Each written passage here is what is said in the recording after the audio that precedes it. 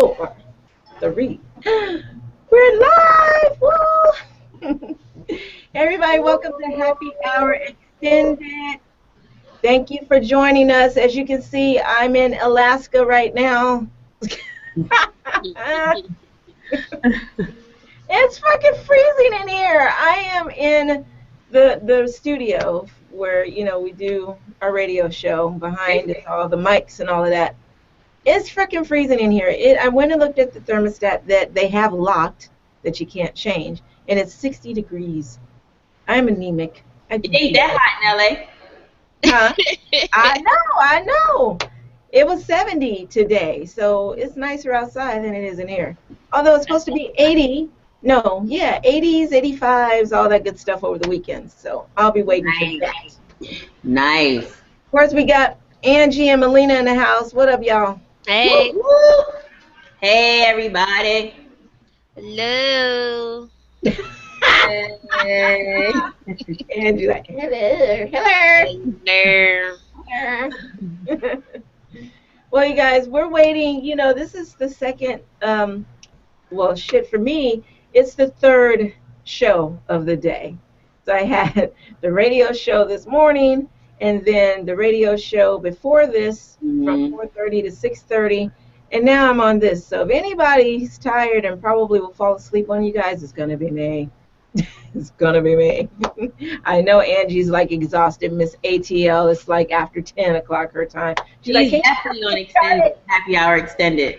Yes, extended. I'm extremely extended. My happy hour ended 5 hours ago. Well, she's happy hour overextended. There you go. Absolutely. Well, while we wait for all of our late ass guests, yes, because I know y'all gonna watch this on a replay because I'm posted and my guests can see it. So what's behind me? My empty Tonight Show couch. That means your asses wasn't here. So, and we even started 20 minutes late, which I don't do. I hate being late. Bad to the bone. So I'm doing that because I'm trying to buy up time. But you know what? Forget them. Happy hour was always with us anyway. So I'm drinking my champagne so that I don't cuss nobody out. We don't want to do that. Yeah. Well, tonight I'm sipping on an apple pie, hot toddy apple pie. And I'll be sipping on water. Liquor. Be sipping on anything is going to be water from a red cup.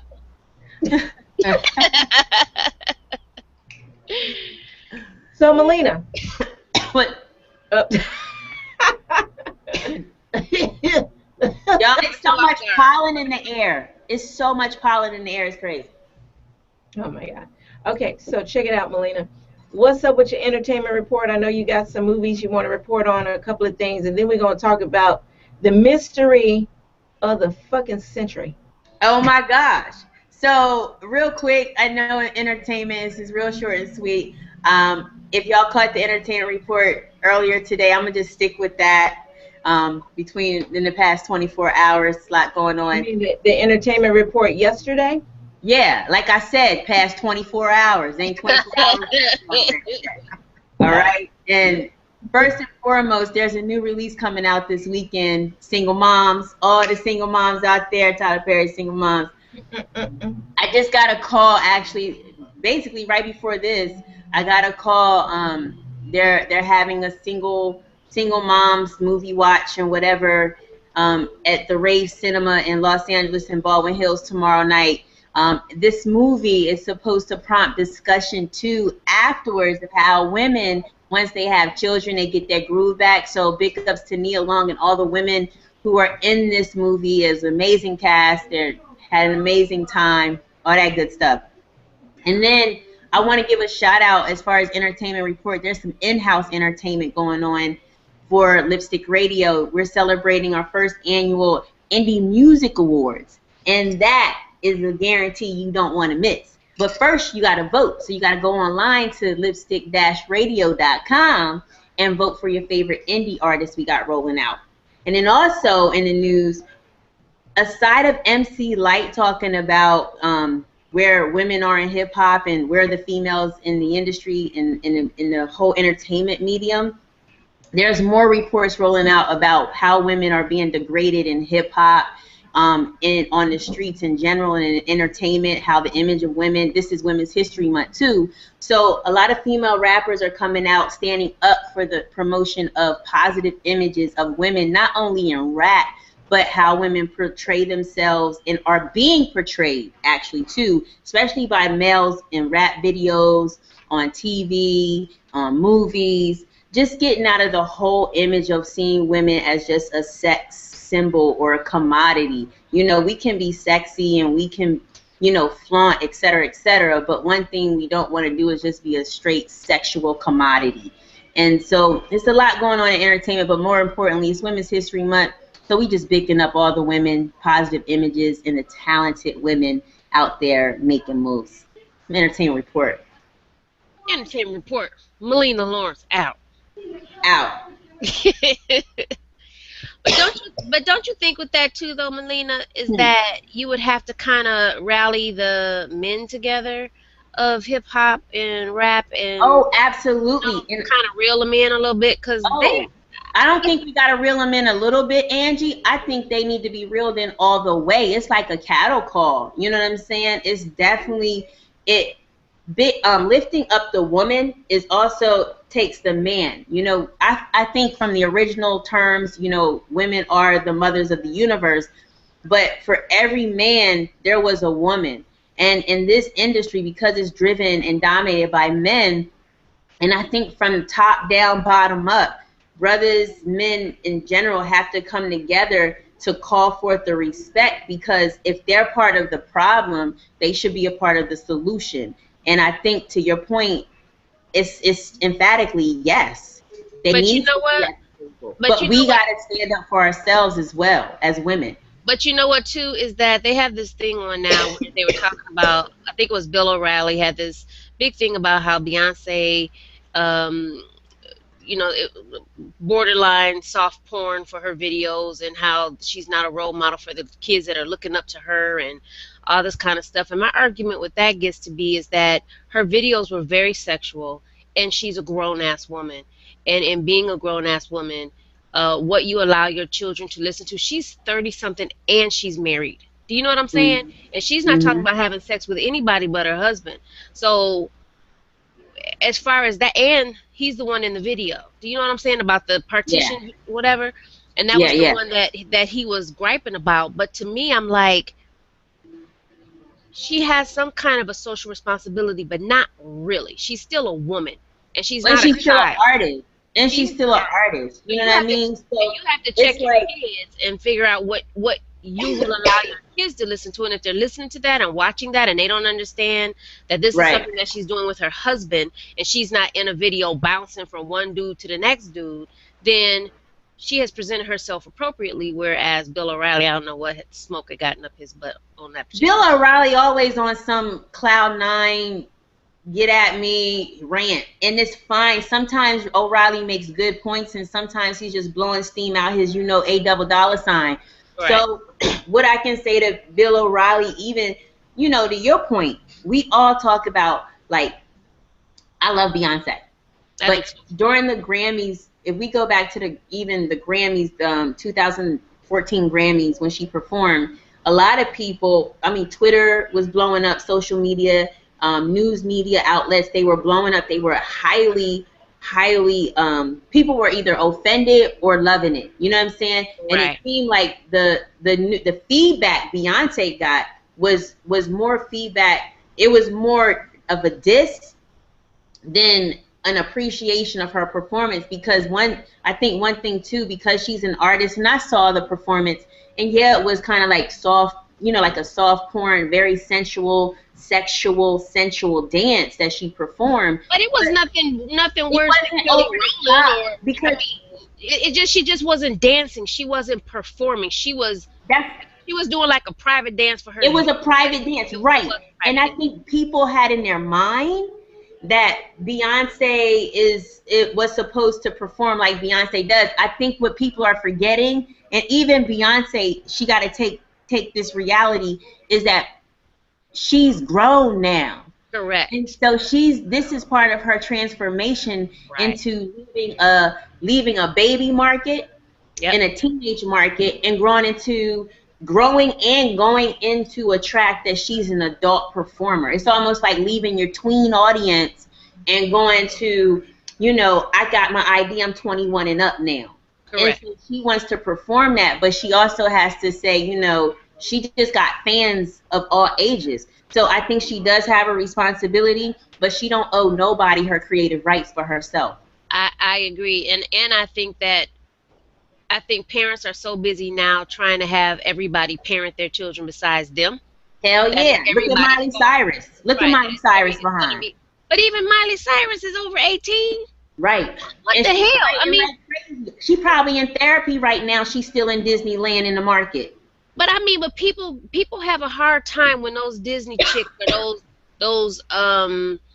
chicks that were there when they were little grow up. They have a problem with them transitioning into a grown woman. Right. And they're supposed to stay Hannah Montana forever, and that's just Right. ridiculous. Justin Bieber Right. can't stay a Bieber forever. He's turned into a grown ass man Right. with grown Right. man issues. Do you know what I'm saying? And if people Yeah. can't transition with them, then who really has the problem? I don't think it's Well, stars at I all. I mean, they have issues, Grant. I mean, I, I think that the Miley Cyruses and the Justin Biebers and things like that, as much as let's stick with Beyonce. When Beyonce was their age, though, she had parents like Tina. they were different. They were They different. were different. Yes, She was a momager to the core. I correct. don't see Justin Bieber's mother or father. I see what I see when I see Bieber, and what I see when I see Miley Cyrus right now is I see uh kids on breakout like 101, like they just trying to break out with no direction. They don't want to be accountable to authority. Beyonce did not she wasn't a rebel against authority. She wasn't catching charges. She wasn't being threatened to But be but you know deported. but you know what a big difference too is that one Beyonce wasn't necessarily taking care of her entire family. Right. And Bieber had a teenage mom, and Right. Miley Cyrus' dad was a achy breaky heart. But I mean, after that, what happened? So Right. maybe the full responsibility of taking care of your entire family at 12 is a problem. You know what Right. I'm saying? So if that's what Right. it is, then nobody's willing to tell them to calm down because now you can't tell them to calm down because you haven't been telling them to calm down. Exactly. And That's what I'm saying. That parental supervision was absent. correct. And this is what happens when people let their children, even if they're young entertainers, go mad as crazy Yep. with no supervision, Yep. thinking they can say and do anything from their neighbors to them, like their own parents. And you cussing out your own parents, you disrespecting your own parents, and you just disrespecting authority. Right. I mean, it comes a point where you either get your behind whooped. It's just from my household, or Yep. you get clamped down. Like it's almost like you got the police on your shoulder. That's how my mom was, Yep. and that's how I was told. Like Tina Knowles was with the girls and their father. It's just there has to be some more, and then the industry got to take responsibility too, because they keep, like Raven Simone, they keep them all in these contracts, and they Yep. try to ride out their age. Right. It's like Glee. Half Glee members, they in high school, but their behinds is like 30, late 20s. Exactly. They're actors and actresses playing a part, Yep. but it's not like they can sign up for that role forever. Correct. It's Correct. it's a trip. Yep. I agree. But I think Miley Cyrus is off the hook though right now. I do. I think she's off the hook right now. Hey, Um, Hi. Hey, we do have a professional person in the house, but she showed up when I asked her to, because she's not even supposed to be on yet. what's your call time, girl? What's your call time, woman? No. Did you hear what I said, Melina? I know she showed up on time, so I was trying to tell her. Yeah, she's actually Call early, time. because she ain't even supposed to be on yet. Uh, And I text Elijah, and he goes, "I'm on La Brea." And I'm like, well, I wish you would have told me. I mean, I'm just going, okay, he's going to watch this. So, Uh-oh. Here she go. Elijah, you know, why, I'm just going to get ghetto for a minute. Why niggas always do that shit? You do that shit on a date, don't you? You know, it's like, you know your ass is going to be late usually an hour before your ass is going to be late, but definitely 30 minutes before you're going to be late. But why do you call people after the time or at the time? But in this case, your ass didn't call or text at all. I had to text your ass. Didn't I tell you 6:45? Oh, no. It was like, all right, I'm just saying. I call it like I see it. You can't hang with Kimberly Carlisle Lipstick Radio. Everybody know that I tell it like a T.I. is. Straight, no chaser. That's right. So when his ass come from, he's like, I'm on La Brea. Well, shit, La Brea goes north and south. He's a non-factor right Are now. you in the hood you in just- Inglewood, or are you up there in the Hollywood Hills? Like, You know what? You'll just have a shorter time on the air because we can keep it moving with Sharmaine. Oh, because wait, who was complaining? Who said he gonna get on the air? Oh, well, there you go. I'm just saying. Okay, well, he really might not make it for real now, huh? No, because this short. This ain't gonna be no 2-hour joint tonight. That's right. That's right. Sharmaine, how you doing? So we got Sharmaine Starks in the house, y'all. I'm gonna pull off to the side because you see I'm bundled up like an Eskimo, and she making me look bad because she over here in a t-shirt, not bundled up. It's cold in here. I promise you, it's cold in here. I'm not that cold, surprisingly. See? I'm usually cold. See, Look at that. Take it I'm off. just sitting over there under that AC, Oh, okay. and it is freaking 60 degrees, and Okay. AC gives me a headache too, so Okay. it's always in my head. But anyway, y'all, we got Sharmaine Starks in the house. She is fabulous, Aw, a thank you. filmmaker, Thank you you, name it, thank you. writer. Thank you. You know, I met her watching her fabulous documentary. I'm about to go outside and whoop somebody's ass for being so loud. But I give y'all back street access, right? But anyway, you know, it's called I'm a Hustle Girl. It's got one of my great friends, celebrity DJ Gigi Sweet in there. I was tweeting out a link to the trailer today, and girl, that got 187 retweets. Did it? Yes. All right. Yes. Nice. And we gonna keep it going. Okay, So we're trying to get that in front of everybody's faces, All right? I heard that. And so anyway, you guys, Melina's our entertainment correspondent, as you know, because you met last week. And then we got Angie, of course, our A&R. You know, we half sleep in the ATL because it's like it ain't happy hour. It's, I know. It's bedtime hour. Or party time, one of the two. Tis sleepy time. So anyway, we got her in the house. Melina, I'm gonna let you take over because I'm gonna go out here and see if I can wring somebody's neck. I think I can because they're trying to come in the door. All right. So I'll be right back. All right, y'all. All right. And real quick on this commercial break, it's going to take like 15 seconds. Hey, Oh. Mom, You back. can you turn the chicken wings for me, please? Really? All right. I'm back. I'm taking care of it right now. It's crazy. So I have an initial question.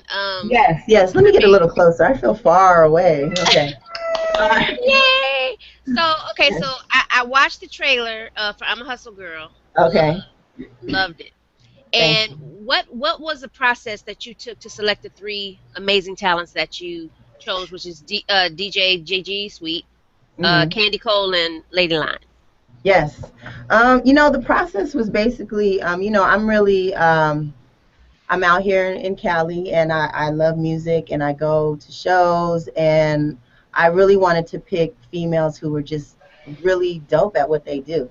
And Gigi, I mean, she's everywhere, and you go to the parties, and she's just, I mean, she's cutting it up like nobody's business. And it's just amazing that her name's just not out there like it really should be. And Right. so I wanted the film to really be able to be a platform for her skills to be shown. So the process for her was just like, I mean, I always see her at parties, and I was like, I gotta just have her. So I reached out to her, and she was like with it. And Lady Lines, you know, I wanted to find somebody who was just super raw, just raw, and who didn't have, who really needed that platform. And she was that girl. And when I reached out to her, she was like, she was with it too, you know. And Candy Cole, her performances are off the chain.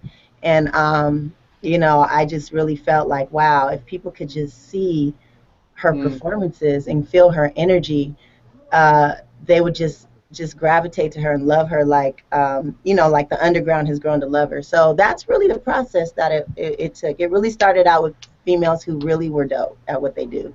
Okay. That was like, oh, somebody's coming back in. Everything cool? Okay. All I right. gotta kick some mofos out. Tomorrow, well, how y'all? What y'all doing? Y'all still male bashing? Yeah, yeah. We love our men. We love No, our I men. do. I We just love them. no. I'm a man lover. I love men. Get that straight, not boys. Yeah. Okay, Very I true. raised those. Okay, As but I Eddie love Murphy men.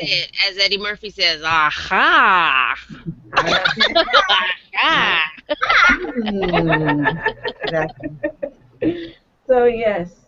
Oh wait. Okay, go ahead, Okay, Melissa. Elijah. Now you're saying that you apologize. Okay, well just get your ass here. Don't apologize. Stop texting and driving. Why are you texting and driving? Or I'm sorry. Or do you have? Elijah, you get no more airplay right now until you show up. Oh Okay. yeah, none. Okay. None. Yeah. So, in regards to, I'm a hustle girl as well. Well, we all are hustle girls, but just to add on to this conversation, I want to say congratulations for such a wonderful documentary. I haven't seen the full length feature yet, but I'm proud of you. I know it takes a lot to create a film. You were featured though for all our listeners and onlookers on Google Hangout. You were Oh, featured at the Pan African Film Festival. So just share with us, how was the feedback about the film at the festival, and how was it? Was this your first film festival, and what are you looking forward to, doing in the future? Okay. So that's 3 questions. Let's see. Yeah, yeah, it is. It's compacted. Okay. Okay. So I remember too. Okay. Okay. The feedback. The feedback was great. I it was amazing because the Pan African Film Festival is really a platform for independent filmmakers. I mean, they just really give us an opportunity to show our work. And, if we didn't have that opportunity, of course, our work wouldn't be seen. Um, so I was able to show it, and it's not like 100% complete yet. So I was able to show it in a somewhat of a work in progress. And so the feedback that I got was amazing. People are just very excited about the project. And as a filmmaker, it's like it's invaluable, I should say, to be able to get feedback from just people who just love films. Mm-hmm. Not necessarily somebody who makes films and they're critiquing their edits or but people who can just vibe with what you're doing. And that was invaluable. So now it gave me an opportunity to, and also when I was in the audience, to be able to listen, see where people Uh-huh. laughed at the right moments, or if it was kind of dead at other moments, to really help me just tweak it and take it to the next level. So the feedback was invaluable, I would say. Yes? You saying? Go ahead, Ange. We can ping pong. Go ahead, Ange. No, go ahead. No, I was laughing at her because she was like, "That was just the first question." Yeah, I'm trying to remember the other two. I'm like, okay, what was the next question? Okay.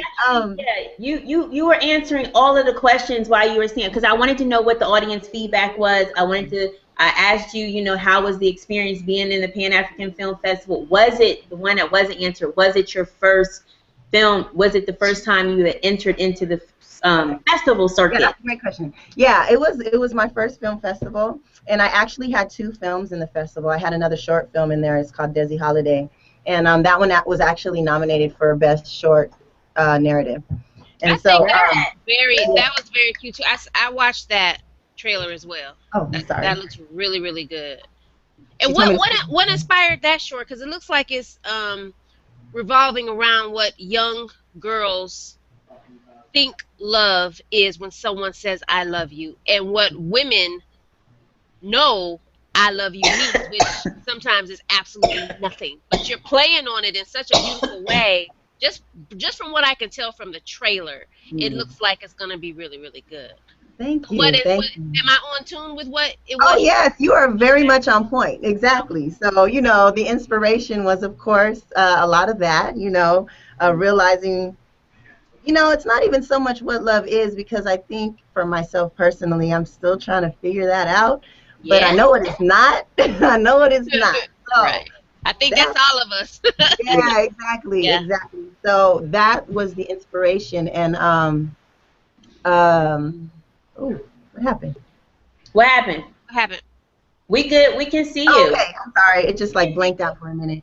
Oh, Um, but the inspiration, it was inspired by a lot of things. Motherhood, a broken heart,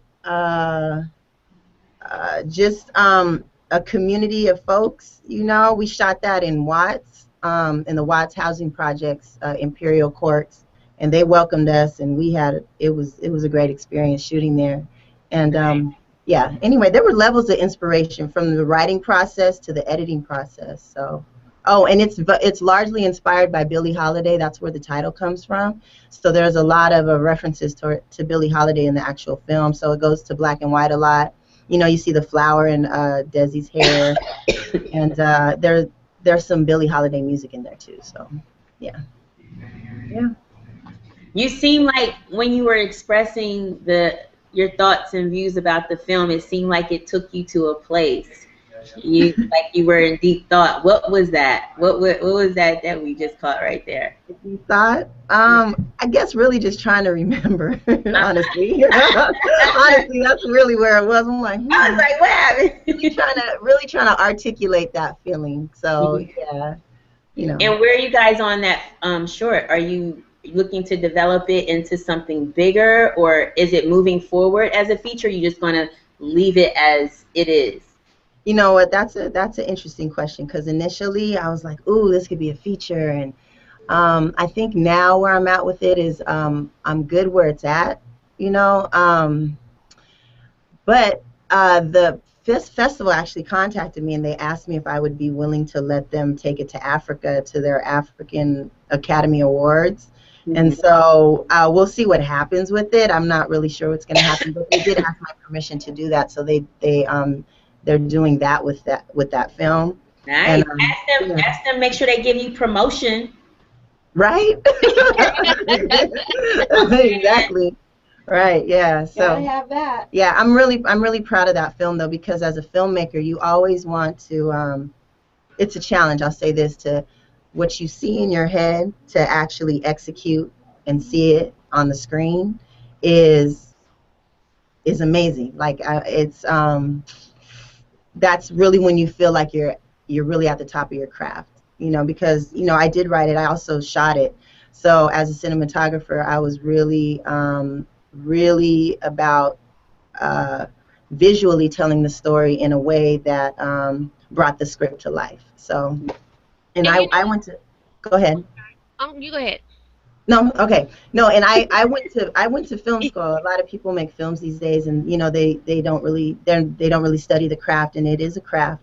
And so I feel like I've really studied it to a point where not that I know everything. By no means I'm not saying that, but that I really feel I'm able to put what I write visually, and it represents that exactly how I see it. And that's like been a challenge for me, because before I used to make films and it used to just be like, God, why does it look like this? It's not looking how it looks, like a soap opera or like a home movie or something.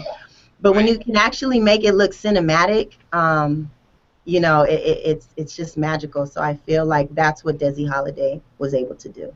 And it's so funny because I can see the Desi Holiday situation being turned into something for television where it's a weekly situation and it might inspire young girls to see love different. You know Hmm. what I mean? And the same with I'm a Hustle Girl, because I mean the day in the life of people trying to get their grind on, and especially these women, it's just so many obstacles that men have. Well, they do have a clue because they are the obstacles, but a lot of times. Good one. Well, you know Good one. what? In addition to that, though, I think that we are our own obstacles too at the I same agree. time. I Yeah. agree. And so I want it to be a celebration of it's not like about male bashing. It's about celebrating women and what we can do, and we're just as dope, and we're just as talented, and we have just as much passion as men. Even though it is male dominated, we can create our own lane and are creating our own lane, and and we'll be just as respected. But I think with Hustle Girl especially, it's like we need platforms to show what we can do. Correct. That's what it is. Like with Lipstick Radio, the fact that you guys are even showing someone like me, an independent who's a woman, it's similar to that. It's like we have to create our own lane to show our talent, So that's what I'm excited about. And what other MCs are you like excited about, especially be it independent or classic mainstream female MCs, women who rock? Who's on your list? Who's People on your inspire list? me. Is that Yes, what you said? yes. Woo! I have a big list actually. Um, okay, so first person that came to my mind is Lauryn Hill. I I absolutely love Lauryn Hill. And just seeing her struggle. I mean, she created her own lane. I mean, there wasn't anybody doing what she was doing at the time when she came out and just smashed on everybody and just was like, you know, I can be different and be authentic and be me, and you can still love it and feel it. And so she's definitely an inspiration for me.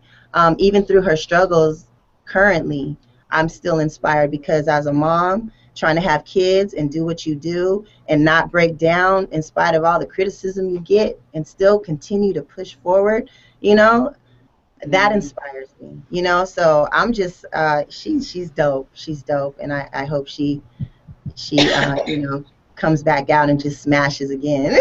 So anyway, love so Lauryn Hill, and I actually, a cool story about Lauryn Hill is that this is kind of funny. When I was in college, I went to NYU Film School. And before that, I did an exchange program at Columbia University, and Lauryn Hill was my classmate. Oh my God! And so when she was out with the Fugees and stuff, like she was just like, we had, what class was that? It was black literature.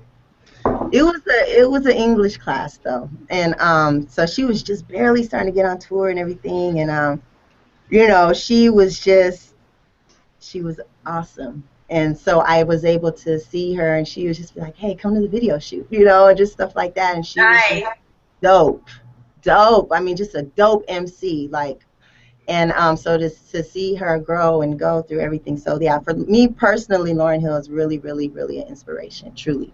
And so let's see, who else? I'm inspired by people like, of course, like Oprah and Jay-Z, who just, are at the top of their game. That's inspiring to me. What about MCs? Like, MCs, that's who you're talking about? MCs. Oh, okay. The hustle girls. The hustle girls. The hustle girls. Okay, well, shoot. I mean, I'm inspired by the hustle girls who are in the film, period. I mean, if you could just see their grind and what they do to just get their music out there, like Gigi, she's getting music out there in not just in the clubs, but she's also, she hooks people up with CDs. She's just ridiculous putting music out there. Shoot, I mean, there's just so many females who are doing it. Oh God. So do you think you'll have more I'm a Hustle Girl? Oh yes. Yeah, for sure. It'll be an ongoing series type of situation. I really see it going that way, and a lot of people would like it to go that way, and it only makes sense for it to go that way. So, yeah, there's a lot of girls out there who are doing it, who are dope. There's this one girl named Mickey Val. She's from San Diego, and she's so dope. And she's like down with, with Candy and Candy Cole and them, and she's super sick. Yeah, but there's a lot of females. There's just they're just not being heard and so seen. See, this could be your whole brand-ish type of thing, like I'm a Hustle Girl. You know how they have like oh God, I can't think of the show. Like Hip Hop Atlanta, but not Hip Hop Atlanta. This is on some other, yeah, no. Yeah. Yeah, Yeah, yeah. you know, the wheels are already turning. I know Yeah. it is. Already, I you know it. already know. I You could already tell when I saw it. know. I was like, oh my God, this would be hot to watch. Because people, I think, nowadays want to see something real. I don't want to see Yeah, females beating up each other and cussing each other Patty and fights fighting and and over. These women are doing it, and yes. it's inspiring to watch. The clip I saw was inspiring. I haven't even seen the whole thing. You know what I'm saying? So Hmm. that would be really enjoyable to see on TV. That thank would be you. called good TV to me, Thank personally. you. Right. Thank And you you. know I how Little appreciate Wayne, remember when Little Wayne first came out, y'all, and he had little duffel bag boy? Duffel bag boy. Remember that? it. Yeah. I actually still bump that because it's just something, I don't know, it's something about that track that's amazing to me. I just get real hypey on it. She's But funny. I think that no, I think that hustle, being a hustle girl has that type of motivation that ixnay the, what's in the duffel bag. Yes. But there's other things with a hustle girl that I love, and I think that your film really brings that out. Thank you. Thank you. So And that was volume one. So we got volume one. yeah, exactly. When Yeah. I did a screening before and I called it edition one. So, I kind of like, preconceived that, but Gigi, that's Gigi's brand. She's been a hustle girl for a minute. She's been pushing it in the streets for a minute with I'm a hustle girl. So she's been doing her bracelets, her hustle girl entertainment movement, and so we just came together and we complemented each other very well in terms of just how we both grind, and other females need to come along with us, and we can all grind together and just really make it happen. Well, So I'll be the first purchaser of the T-shirt that says "I'm a hustle girl" with sparkles on it. I need I sparkles. know, Oh right? my And I was like, dang, I need to hit Gigi up and bring a God. t-shirt and wear I'm a hustle girl today. But I'm Yeah. representing Cali though. See, Cali. So Angela, can we get even more specific? Can we have that in baby tea, please? Oh yes, I please. Baby know, tea. I Not red. know, And I know. I beaters. got a boy And t-shirt and on there. and the beaters. We need the beaters. Yeah. That's so cool. So can So you tell us a little bit about your community collaborations that you have going on also? I saw that on Okay, your website. so Yeah. oh, okay, yeah. So yeah, I definitely do a lot of youth workshops in the community and stuff. I work with an organization called the Echo Park Film Center, and they're a nonprofit, and they do like remote type of workshops all over LA. So I help to facilitate those. We did one workshop we did was at this place called Mary Magdalene, and they were a place where a lot of prostitutes were in reform, and mm, so they used film as a way to just kind of heal, therapy type stuff, and so they were able to tell their stories and learn a skill. They learned editing. We taught them editing and filmmaking, and that's the kind of stuff I'm really interested in also, because I feel like as a filmmaker, I'm here to tell stories, and I love the documentary format because it allows for real stories to be told, and everybody has a story, so it's very relevant. And so I enjoy giving voice to those people who don't necessarily have a quote unquote voice to really tell their story from their perspective in Right. their own way. So yeah, so like stuff like that is what I do throughout the community. I've worked with the Watts Willowbrook Boys and Girls Club, and giving youth the chance to just vent and Yeah. do tell their stories from their perspective, and teaching them skills. These are skills you can use for life. You may want to be a camera person or an editor or a filmmaker. So And do they yeah, get so a those. chance to shoot shorts and stuff like that? Yeah, they get a chance to shoot shorts. So I teach them how to tell how to structure your stories.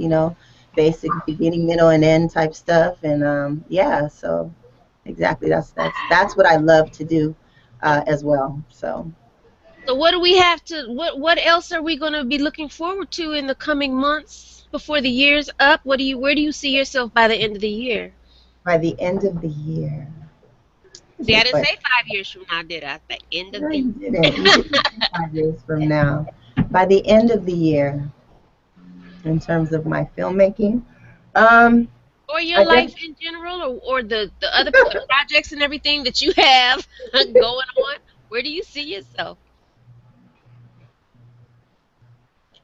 I see myself. Look at This that is camera, girl. this is an interesting. I know. I'm like looking away now. I'm like, Being all no, shy. I know I'm being all shy. That's what she's telling me right here. I'm being all shy. Um, I see myself. I see myself Living in Paris.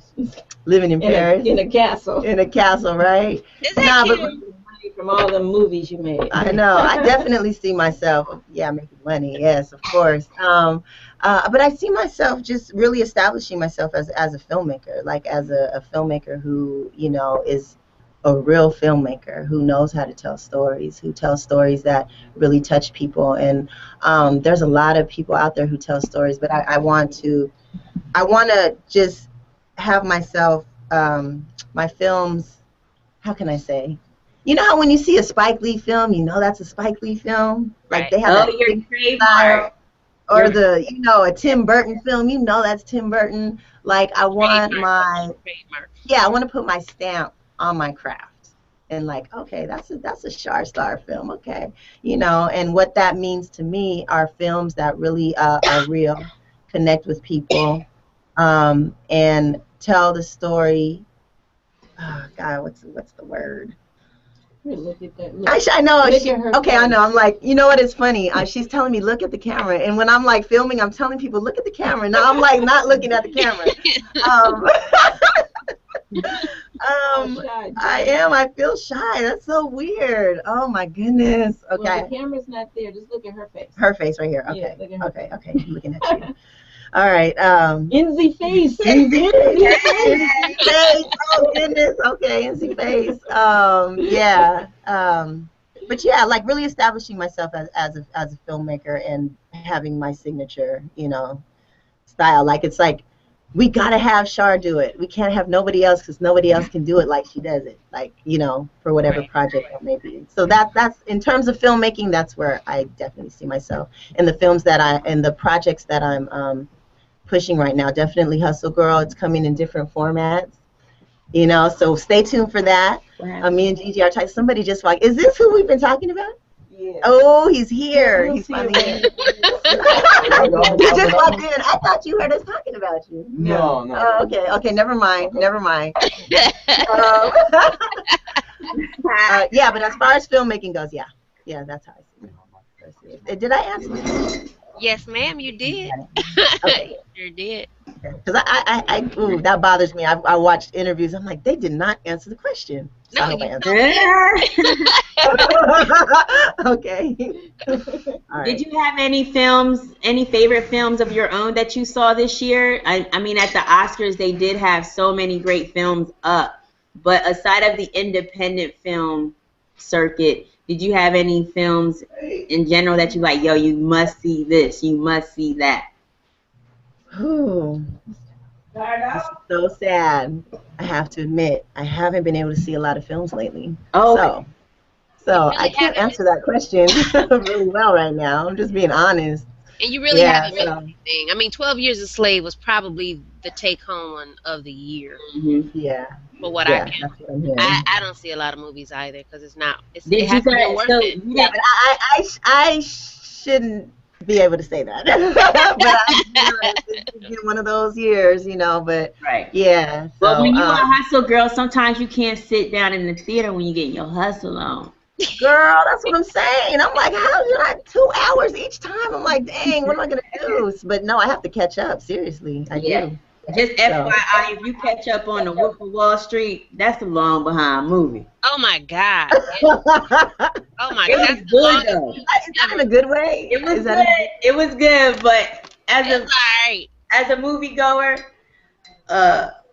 you gonna have us sitting. Don't be having us sitting forever now. That's one that you watch when you have nothing to do, which I Oh can't my imagine God. you have nothing to do for a very long I time. totally agree. Don't watch that. Don't High watch that. fiver. High fiver. High fiver. I'd rather you sit through 12 Years a Slave and watch that, because wasn't that about 2.5 hours too?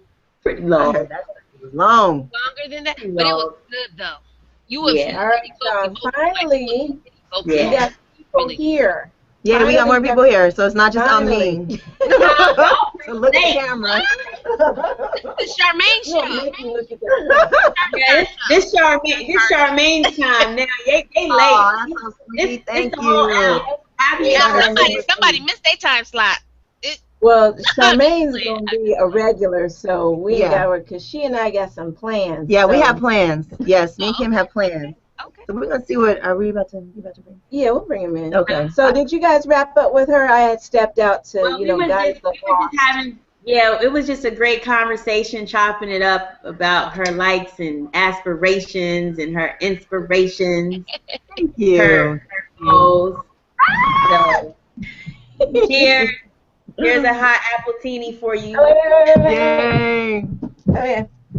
Okay, she can pretend. Ding! Yeah. Yay! All right, let me bring in the riff raff because I just ripped them a new one out there too. I'm So sure. What happens when it does that? it just means the camera's acting dingy. Oh, okay. Oh, we want to thank you so much for joining us on Lipstick Radio today. You are a star. Oh, we thank you appreciate so much. everybody who get and support. I'm a hustle girl, the West Coast. Yay. That's right. representatives. I got my Representing West wristband. Coast. I got my Representing West wristband. Coast. Yeah. And yeah, well, I'll be back. There's more to talk about. So, right? Oh, she'll be back a lot. She's gonna be featured on our website too. So Yay! All right, cool. you know what, you guys, you and Angie, can y'all chat it up for just a second? I'm gonna take the camera down and bring the riff raff in. That's not nice. They're Yeah, it is. Yeah, it is. What they get? Bring in the late bird. I already told him that I was talking about him. How y'all gonna have us still talking and y'all done turn the mics off? Mute yourself. I didn't turn the mic off. I just turned the camera off. Can you mute yourself? Because we can't talk if we can hear y'all talking. Hey, No, I'm talking to you. Who? I'm Huh? talking Are to you you? and Angie. I I'm thought talking you to and Melina talk while I turn the camera down. I Okay. know, but I made a comment and y'all didn't Oh, hear me. No, we didn't hear you. We were trying to start talking. I'm confused. Melina's lost. She's like, Alright, what fine. is going on? I know I can be Sally Lunch Meat, but I ain't that Sally. Yeah, we not that Sally. Just started a new. Did we not Sally lunch meat today? No. So back to our conversation that we were having. Girl, cooking dinner, doing some real life stuff too at happy hour. Real life You stuff, know, right? I had to order the wings. I had to order the fries. I thought you said for somebody to turn them wings over. That means I'm cooking the fries. I'm cooking the wings. I'm making the drinks. You being domesticated right now. I'm being so domesticated right now. It's a good thing sometimes. Sometimes it grounds you a little bit. No, I love it. I love it. I love wouldn't trade domestication for the world unless it had dollar signs on it. dollar signs, dollar signs. So where do you think this airplane is, Melina? Girl, everybody talking about man down, plane down. How we know that the plane ain't go up? Oh. I'm Somebody just said saying, it like, might be in Korea. I think, because it's, first of all, how are we going to have all this technology, all these major companies that have satellites orbiting and destroying the destruction of the earth, and nobody see a goddamn thing? I just don't believe it. And stop insulting my intelligence, U.S. government. And there's no, I'm about to say paraphernalia. Lord. There's no paraphernalia in the ocean. Fendi bags, Coach Right. bags, They can't find none of that. But I mean, Manolos, there's no Adidas, Nike floating. no parts of the aircraft in the ocean. There would be something. No black box. Nothing. The Nothing. plane wouldn't have just went down into the water and just completely disappeared. Like the whole plane, like it didn't break apart. It didn't catch on fire. It didn't. It's Nothing. It's That crazy. doesn't make any sense. Yeah. It's really crazy. I And feel crazy for the families of the people who are missing and you don't know. that's where my heart goes out to, Angela. Yeah. Is the family, straight up. Because it's how many passengers too? Close to 300, whatever. There's a lot of people. All And those babies. people have families. Yes. Everybody had a family. Yeah. somewhere had somebody I'm sure they're connected to. And if anything, we're all connected to them, knowing that something beat me up, Scotty disappeared. She said, "Beat me up, Scott." Now that would be crazy if they all on Mars. I'm trying to tell you, if the what is it, the NSA or National Security, or they NA, have all NASA. kinds of programs and projects that go on. I mean, it's Right. part of technology and experiment. I don't Now, know.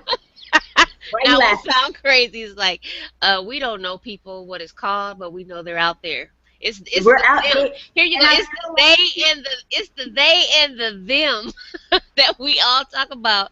It's them and they. They have that plane. I hope the people are okay. no. That's what I really I really do. And what's that movie where everybody show up, or that TV show where everybody show up like resurrection. when, how many What it years just later? came. Oh, the one that just came out with Omar Epps. Whatever Resurrection. it is. Yeah, I haven't. Resurrection. Yep, I haven't But watched it.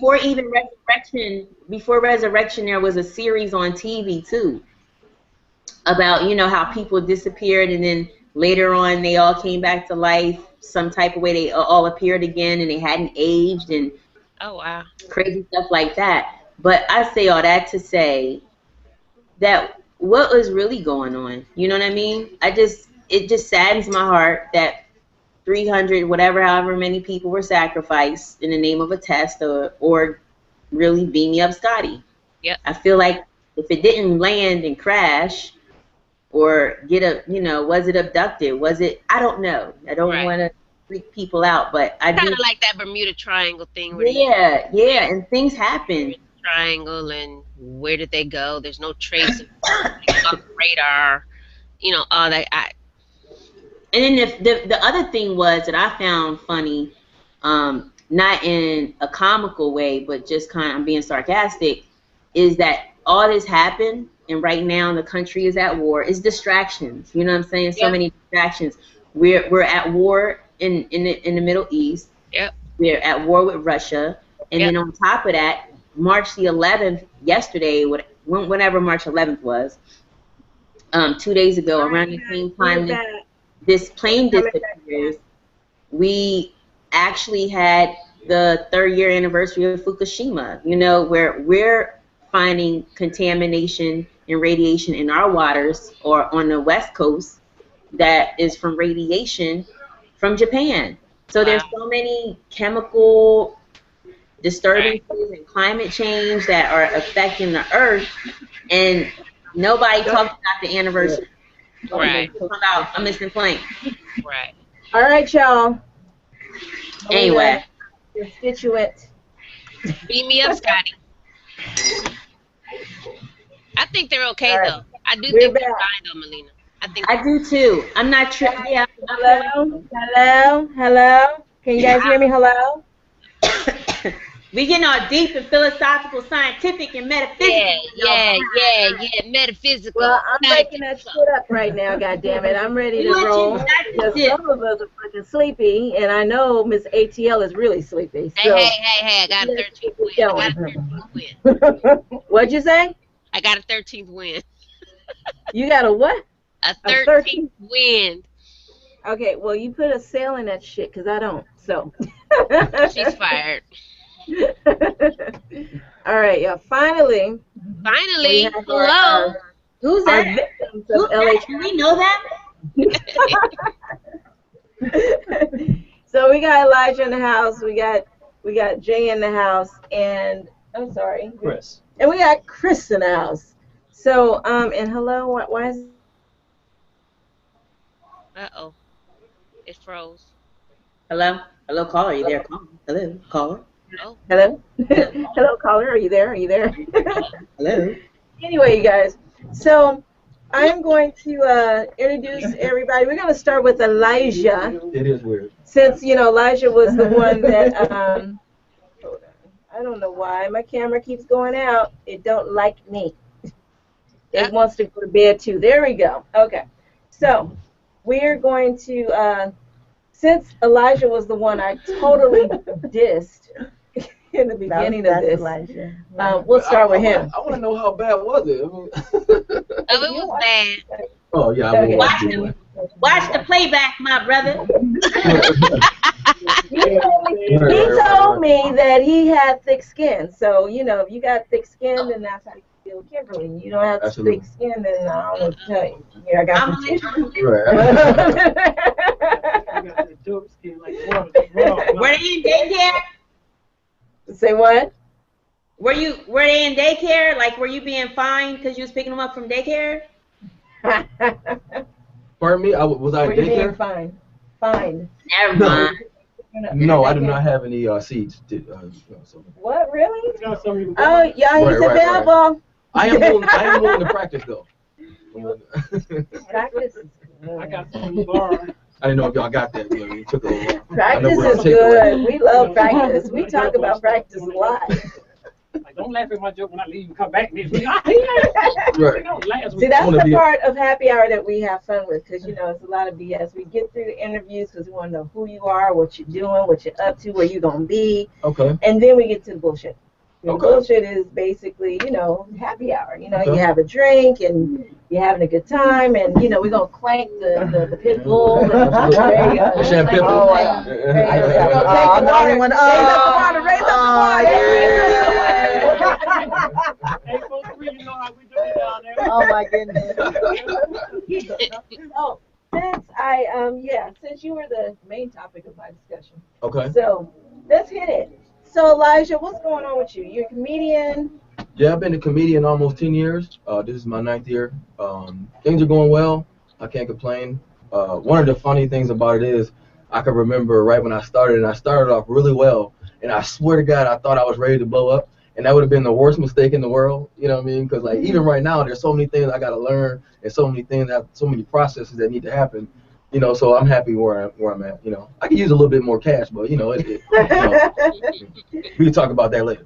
So what made you get into comedy? Like, were you the class clown? Like, you know, were you just want attention? Is that how you got out of fights, getting your ass kicked? I mean, like what?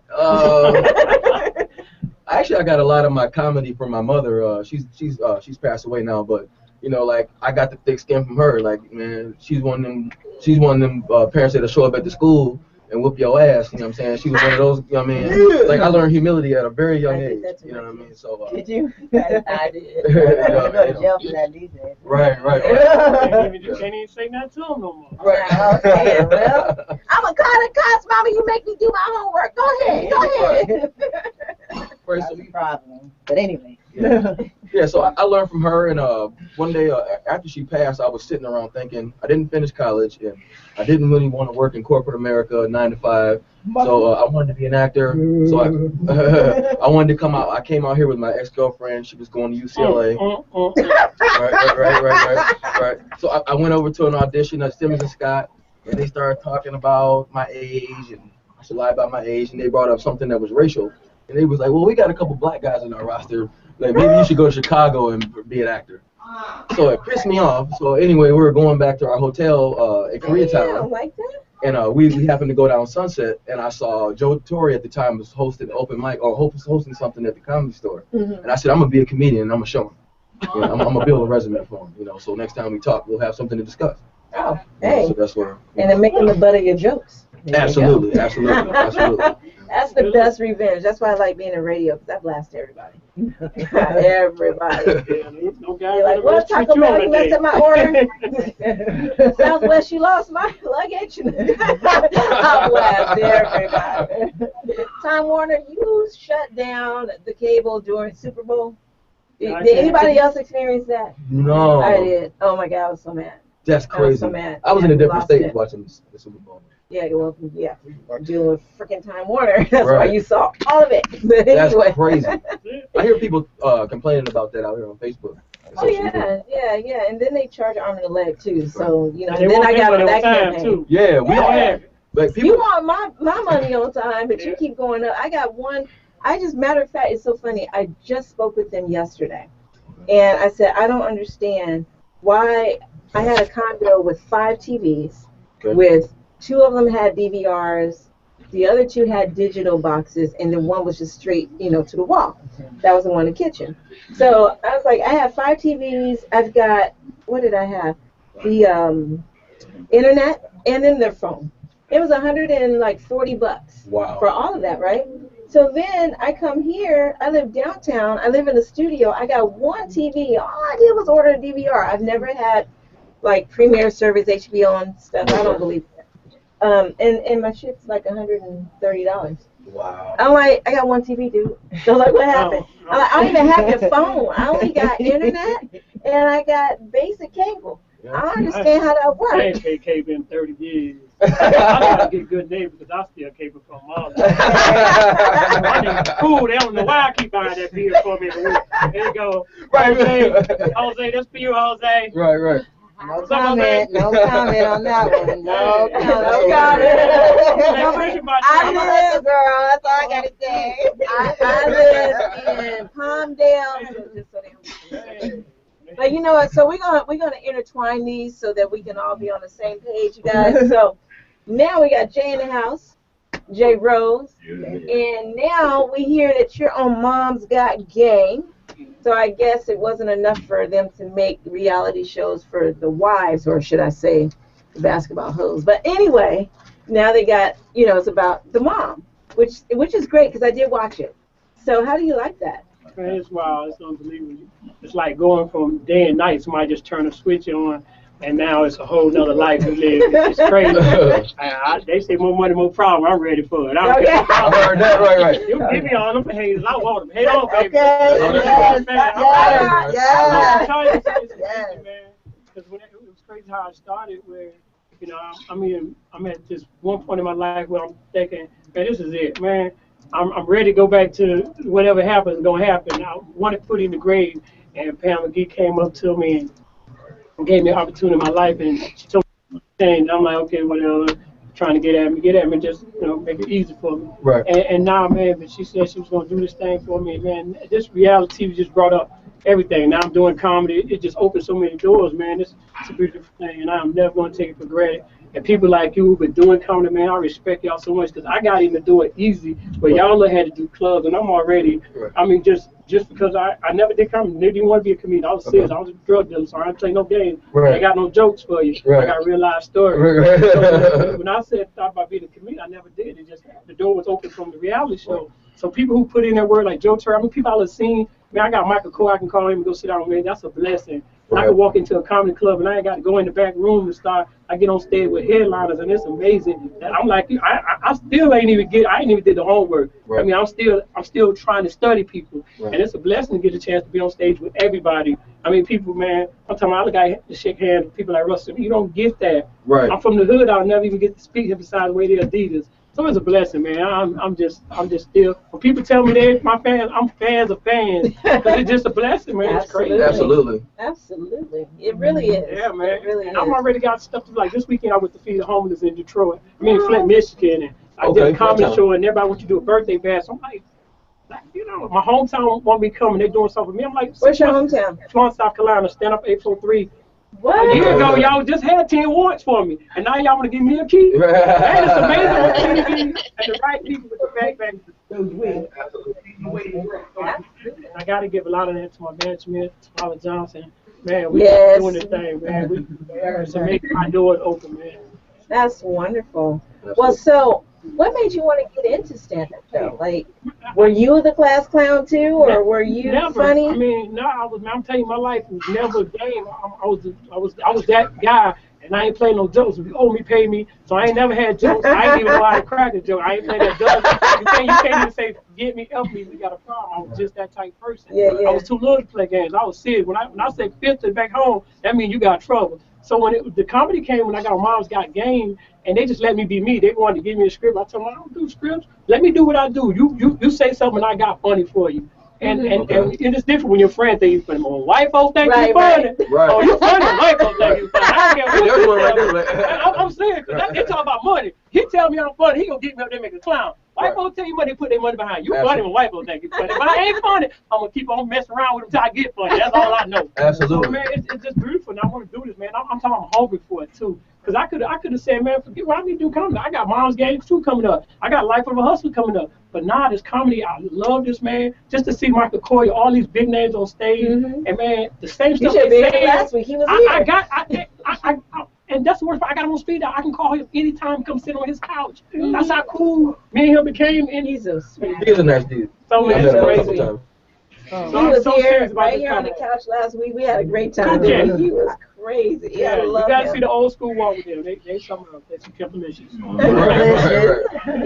Oh my goodness. Well, you know what? It's such a pleasure to have both of you guys here, and I should say you too. Thank you. And so since he's over here on camera, let's scoot over a little bit. So Mr. now Chris? we're gonna find out about you. Okay. So you know, yeah, you know, you can sit in the hot seat. It's cool. Cool. You know, y'all got it right. You know, I know y'all ain't. You know, you ain't got to worry about the salad thing. I'm sure.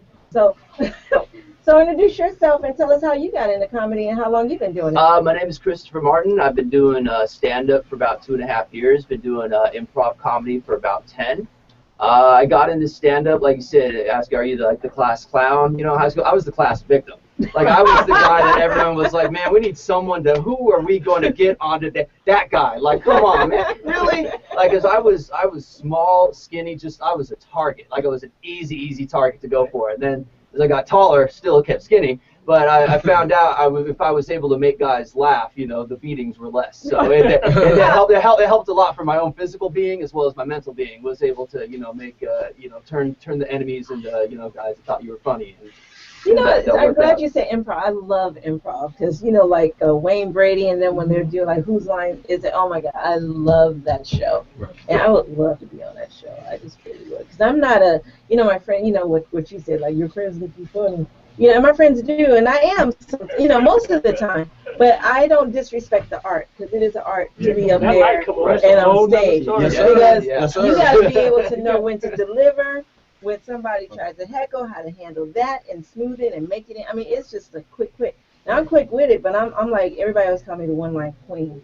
But I can still come back from that one line, trust me. Okay. But it's still not, you know what I'm saying? It's like, I'm funny, but I'm not funny. You know, there's a difference. You can be up there, have your whole concert, ain't nothing but like, oh my God, my all-time favorite, Eddie Murphy, Delirious. That is my favorite one. I didn't like Raw that much, but Delirious, I don't think anybody will ever top that. That was funny. Right. I know you youngins over here. With the orange leather suit, I know exactly. The red leather. That was Let me tell you, his defense, you know, it's black and white TV there. You still going black and white. It did look a little funny, you know. Just coming over black and It white. was red and white. Because what it was like a spin-off from the Michael Jackson show. It was red and black. I know the lid about it. Yeah. Faded out. So It that's was cleaned like- a couple times. Let me use my refreshing. search engine here. Hey. Check my references. My phone's bigger. I can pull it up quicker. Oh, you know what they say about bigger phones, right? Yeah, But I'm not a dude, so I ain't gotta worry about that. See what I mean? It truly is happy hour here. Yeah. Are we happy? I'm real happy, and I'm really gonna be happy when I go to bed because I'm not a drinker, and this should make me sleep in just at least an hour later than I usually I'm do. ready to get home. This is my third show of the day. Wow. Oh, wow. I'm running because I am on WGTS from 11 to 1 Okay. every day, and then 5 days a week, and then I'm here on Thursdays 4:30 to 6:30 on their radio station, Okay. and then happy hour on Thursday I know after that. I So know who's paying for dinner tonight there. yeah, you guys, I thought because I I was get looking to for dinner. relax. Who's gonna give me a massage? I need that. That's what I need. Probation violation. Probation violation. So, speaking of improv, we were bringing that up. So, are all of you into, because I know there's different styles of comedy too. Right. So some people are more into improv, some people are more into certain things. So, what do your specialty, what would you say is? For like doing stand-up on the stage, definitely probably being able to Impersonation, anything impersonate. like that? I think being able to definitely read the room, like knowing, like, because some jokes that'll work out here in LA. I grew up in the Inland Empire, and like it's completely a contrast of Oh, social yeah. stability. You Like, was in the boonies. Yeah. oh, totally, yeah. I said to get to my house, once you start hearing the banjo music, I know I'm home. Like, you just keep driving, out there. And exactly. So yeah, I think definitely knowing who's in the room and being able to read the audience, I think is definitely a huge. So what would you say yours? Well, I just usually pull my credit score up and I just post it around, and then just have everybody respond to that. You know what I mean? If it was my IQ, I'd be a genius. Just one of them. But no, just natural observation. My comedy's very edgy. I can do the impersonations. I'm not afraid to go where one thing he attests to, and Chris knows because he's white. we don't have an issue with making white people laugh, but when you want to get to that next level, like me and Shane and a couple other comedians were talking about this outside of the Laugh Factory. Shane is funny, very good dude. What up, Shane? You cannot water yourself down with urban comedy. Like for me, I want to make an Asian woman laugh who just learned English. I want Indian fans. I know I'm black. Meaning that you gotta be, normal and not just stick to the hood jokes, basically. Yeah, and you want to be able to just talk about a variety of things. Like, don't you think that works for you? That's exactly what's keeping me in the game, man. Cause I got so much stuff. I got 6 kids and 6 baby mamas. That's enough drama right there all day. I'm sorry. Maybe I didn't. Let me get the other ear. What was that? I'm from the 843 straight hood all day. Right. How many was that? To be on this couch, you don't understand. Absolutely. I'm supposed to be somewhere right now, but God got me here for a reason. That's right. And I got 6 kids, 6 baby mamas. I got drama. I got a baby mama do here, babysit, and sell boo-boo out to say hi. The police don't know when to raid her, but they kept my dope kicked in. I got mama all day for you. I'm telling you, man. I got a baby mama. All she do all day is go around and find out what I do. So she be the Social Security officer. Sunday morning, tinted out to tell what I do. See, I got drama. I ain't even call my daddy, who was a pimp, a dill, and a hoe. So I'm a whole family. You know what I'm saying? I got stuff. It ain't got to be dope. And I don't be in the jail so much. You give me 2 white people in the room, and I got salvation right there. And that's what came and got me. Cause I call y'all would act like y'all don't know me, ask me 1,000 questions. He don't know me right now. He come get me tomorrow. You ain't come get me. I'll been on your show now. I just have to ask you. See, I'm saying you gotta ask me 1,000 questions. You know I ain't got for 5 minutes on the phone. I'm calling you. As long as you ain't murdered. Oh, well, see, I had them charges. See, well, I couldn't call you. I had them charges. I can't say I couldn't call you. Hey, you know what? I would drop you off. You just couldn't stay at my house overnight. Or I'd have to hide all my knives and my guns. I just take one of my guns and keep it. Well, I do keep one of my guns under my pillow. But yeah, that's another story. That's sexy. I like that. I like that. Type of doubt the baby, know the baby had AIDS and get mad because the baby's spitting. Is that a lie? Somebody called me and said the baby got to go. You know that baby had AIDS. You would doubt that baby. Now you don't want to come because he's got a spitting problem. You mean like my cat? I adopted a cat a year ago. She came over and she said, "I can't believe it. You have white about hair, and you got a cat." You know you got because I know the damn cow's gonna shed like this. How you gonna put them out? Yes. Don't mess with my clothes. Can't put the hair on my clothes. Yeah, cats are like that. Can't put the hair on my clothes. Yeah. That's incredible. Hey, but listen, but one thing about it, after 25, I ain't had no more kids. I'm almost 45. Because I realized after 25, kids need fathers. And I had to go sit down with all my kids and explain to them. I didn't know. I was big enough to be able to do everything in the streets. The only thing I was scared of was responsibility. I ain't never came with it. I see my daddy had any woman, every woman. He ain't never paid for us. And it was 5 of us. So why I thought I had to pay? And then when I started realizing that kids need a father. And now I got to go back and tell my baby mom, I'm sorry for everything I ever said about y'all. Because it wasn't y'all. I was still supposed to be the man. Because at the end of the day, that's what it is. So, even with my kids, however they came out, I'm blessed because ain't none of them bang. They ain't in the street. I got 3 in college. I ain't never went to school good. Okay. So it's a blessing. So I know you ain't got to be where you came from. Right. If kids ain't got to follow, because when they caught me doing something like, no, you can't do that. Because I shouldn't be doing that instead of making excuses. So that's what it was. So my kids knew I believe in education because I ain't get it. See what I'm saying? So I wasn't going to let my son catch me doing porn. I'm saying, don't tell your mom we can watch. No, I need help. You need help. That's what it's got to be. That's 100. And my kids thank me for it. They be like, Dad, you wasn't there, but we knew you didn't play. Right. So when I got in there, and I'm good to say, I got a relationship with all of them now. So that's the more of the blessing than not even being there. So, it is what it is. Right. But I ain't making no more.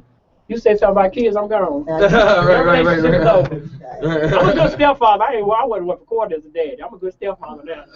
I'm a hypocrite, so I have kids. I don't date people with kids. Wow. Really? I don't. He said, wow. See, that's why I was no good right there. They used to pay me to dog women like you out. You know that for real? But you couldn't dog somebody out that can't get dogged, because Yeah, I dog you out first. no, Because you know what? You're no. just a booty call. And I wouldn't even call you anymore. And then I'd block you. But So, see- I mean, then you couldn't dog me out because you No, but couldn't see, reach me. let me tell you why. Now we have a whole social media episode here, people. I We have used to do stuff like Facebook. this right here. You like- I take a woman to the mall and spend $2,000. Just shop out. Call her friend. See, but Put it all in my car and leave. Take it all back. Take it to the hotel. Take it to the Boy, you hotel and a- leave her. Go. Boy, you Hey, I never let a man take me shopping. So, see, you know, you dealing with them younger. Oh, well, you know- ones. You know what? Let's. I I don't really, know. All y'all. I really So feel it's that's like, a it Forgive me don't for work. anybody that did that. You know my heart has changed. God got me now. I think that's a good No, it transition. ain't. I got some change. Now I got you, baby. Holla at me. No, I never, but no, this is the reason. Because I was a single mom. I struggled really hard to raise my children. Right. I am a millionaire on paper, but I will never see it because each one of them, all three, are close to about 900 and some thousand each. I will never see it. I don't even want it. If I can get it, I give it to them so that they can buy a house, they can finish school, Right. which one of them did graduate just last year. She graduated because I'm very proud of her. But I just didn't want to do it because I did try to date a few people with children, and I mean little children. I mean, if they're teenagers, that's different. But the little kids, they were still letting the baby mamas run them. Right. I didn't have no baby daddies. Right. So I was a mom and a dad, so that's why I could say that. Because you don't have to worry about the dad texting me, we playing games, or I'm going to sleep with him secretly. I didn't have that. Because if I knew where they ass were, they would have been in jail. Okay? So I didn't get that. Hey, my baby mama cousin. Actually, Right. they would have been in jail. I think they would have been taken care of and not been able to get to jail. But I'm just saying, so that's kind of why, because I got tired of the guys that I was trying to date that did have them. They was letting women manipulate them. And, Right. you know, you laying in bed, you all snuggled up, and the phone ring, Johnny's sick. And Why he you gotta don't call go out? to Why you sleep gotta call until out? you come check him in. And it's like 1, 2 o'clock in the morning. This is real life I experience know, here. you ain't talking So about- it's like, you know what? No, In my testimony. you can't check her, That's right. then you ain't man enough for me. Right. Deuces. So I didn't want to deal with it. Well, kudos to you. I mean, because I think we have a huge, how do I say this, influx of bullshit going on between men and women. I'm tired of it. I'm heterosexual, ladies. I mean, like, you don't have to give me nothing, but just like the man that stands before you, just be honest and believe me what I say. I'm out here in these streets doing it. He's doing it. I'm doing it. Just because I can't get you this and that, they don't take away from my manhood. You know what I'm saying? But y'all want the guys that's sensitive on social media. You want the guy with the skinny jeans. You want the guy. no. You know what I'm saying? No. You know what I'm saying? Though. I mean, like, I mean, it's just common observation. You know what I'm saying? I mean, Well, like, let me- all these females feeling, I'm feeling some type of way. Well, We're maybe, gonna rewind that back. maybe you should change your hair. I'm Maybe you gonna should change your throw this condition. back at some of you men I was gonna say because personally, there's nothing wrong with skinny jeans. There's Maybe not for you. you know, You can rock it Yeah, again. he can wear that. But his whole look fits him. Though. See, Oh, that's thank what you you. gotta Thank do. you His so whole look, you look Thank so You can't be on Crenshaw with that. I'm sorry, you just can't. Well, you can if you're the other side, and then you know, they just kind of leave you alone. They need it too. I'm sorry. But I'm gonna tell you this, and I'm gonna They be need it real, for me in the because night. you know I always give it straight, no chaser. So I'm just gonna give it to y'all like it is, and I say the same thing to my female friends, and I've been guilty of it too when I was younger. But you know, as we get older and have more experience, we learn, and if you smart, you're gonna observe and learn from your mistakes. Right. And sometimes we attract certain things, and it'll be a different face, different coochie, different penis, but it's the same situation. Right. So then, you know, so when you're seeing that stuff and she just wanting material things, well, what kind of people are you attracting? Because Right. I don't give a shit about materialistic things. Right. I really don't. I care about how somebody's going to treat me. I care about, you know, it could just be me and you on a little island or in my little cubby hole. Like, I've had my big houses, I've had my big cars, but Right. got divorced and my life changed and it's cool. Right. And he didn't give me that shit. I had that shit, so I should be pissed because I lost it Right. because of him. Because we in California and it's, you know, community property, so I should be pissed. But Right. you know what? I'm not, because God is shown me another side. So now I'm not tied to all that material stuff. I can live on bare minimum, Right. and I can do whatever the hell I want to do. Right. Don't work for corporate anymore, and I can sit here and even just, you know, if I just want to eat top ramen, it's cool, but I ain't got to fight that traffic in the morning. I ain't got to go to corporate America. I ain't got to be told what to do, when to do. Oh, you clocked in 5 minutes late from your lunch. You know, We were I just can't talking deal with about that. that. We were just talking about Absolutely. So, you know, honestly, I see why God put me through what I went through, because now I'm here and now I'm living my life the way I want to live it. Right. And so, you know, I've never been that type. I honestly am not even used to a dude buying me stuff for my birthday because, you know, unfortunately, I was attracting dudes that didn't do the right thing. That messed the game up, though. It shouldn't be like that. No, it shouldn't, but, you know, What do as you mean? long It as shouldn't be like what? I mean, man, supposed to, I'm from the South. We supposed to take care of y'all. Men want to I provide for don't women. get it twisted. Men but want to provide for women. what I I tell, believe. yeah, Where they at? I believe But I that. tell I the didn't guys, get that It's one. very I believe natural. that. It's very I'm natural. not saying they don't. I'm just saying that unfortunately wasn't my experience. I was too busy spoiling them. Right. And that was my fault. Right. Because I was spoiling them. And that's what we get. That's what And then that's they where we go got- wrong. Yeah, and then they got, you know, because I mean, but it was me. I wasn't buying anybody's love or anything. It's like if I care about you, and I was rolling at the time. Look, we flying to San Francisco for the weekend. Then we gonna fly over here for your birthday. Then we coming back. The limo's gonna pick us up. That's what I was doing. see, And you know, but it was. Trust me, it ain't gonna happen. and that's my problem being from the South. I'm telling anybody, I can compete with. I don't care how much muscle he got, how big his dick. I don't care what another man got over me. I can't compete with a man buying you Tiffany on Tuesday for no reason. I can't compete with a man buying you a Mercedes and he ain't got nothing to do. See, that type of stuff I can't compete. I ain't got nothing but love But for see, I you. don't even care about that. Yeah, but see, Right. where's Real that women woman don't at? care Where's about that that. woman at? Where's that woman? You walk up to a woman Look, trying to speak look. to in L.A.? Oh, man, she tell you, look, I work for this, I got this, I'm driving Mercedes. I can't even tell her I ain't got no job now. I'm trying to become what? Right. Trying to become what? Right. So it's hard. It's hard for us when we, You know, some you of know, us are different. You yeah. know, everybody's different, and you know that's with all the good women those- taking it, like y'all said about us. I don't, Where you man I at? don't even Where you think man at? I'm single. See? I've been single for 5 years, 6 years, something like that, and been enjoying every minute of it. Right. I work Who really take you hard. get your hair and nail done? Who get your feet done? What? Huh? No, what do you mean? So you mean I'm just buying feet and hair nails for nothing? I No, I mean that would You be know, you nice, ain't talking but about her. I was just married, and you know that's why I've been single ever since the Everybody divorce. get lonely. Everybody needs somebody. I don't think I don't. I know, but don't you Trust tired me. being that Thanksgiving? Well, let me call him, but he might got somebody. No, because that's how you we know what? selling then. We I'm started just- selling for stuff. Okay, I'm just gonna be real, straight real right now. Y'all ready? Y'all ready? Because I know it don't look like you got no Wow. problem here. Now we're not saying that. Give it to No, us. no, it's not that. It's just, you know, the problem I have with men is just finding the one that I Yeah, mesh gels. with. Yeah. That's about it. But I'm not looking. Right. You know, it's like I meet people. I'm not looking. It just happens. But I honestly am working so much right now because I have this show. I've got my radio show. You see, I'm on 2 stations, and then not to mention I have my own media company. Okay. So I go teach and all this stuff for. But still, Yeah, so I'm just saying I don't have time, but if I had the right one, I would make time. We there you go. always That's all make you know. time There you for go. when we Okay, want. absolutely. I can But respect because that. I work so much, I don't even hardly get out of my house, and it's annoying because I'm like, I really want to just get out for happy hour and say, okay, after I'm done with this, I'm gonna go to happy hour and just sit, just so I can get out of my house. And then I sit there and I'm like, damn, I feel like getting dressed.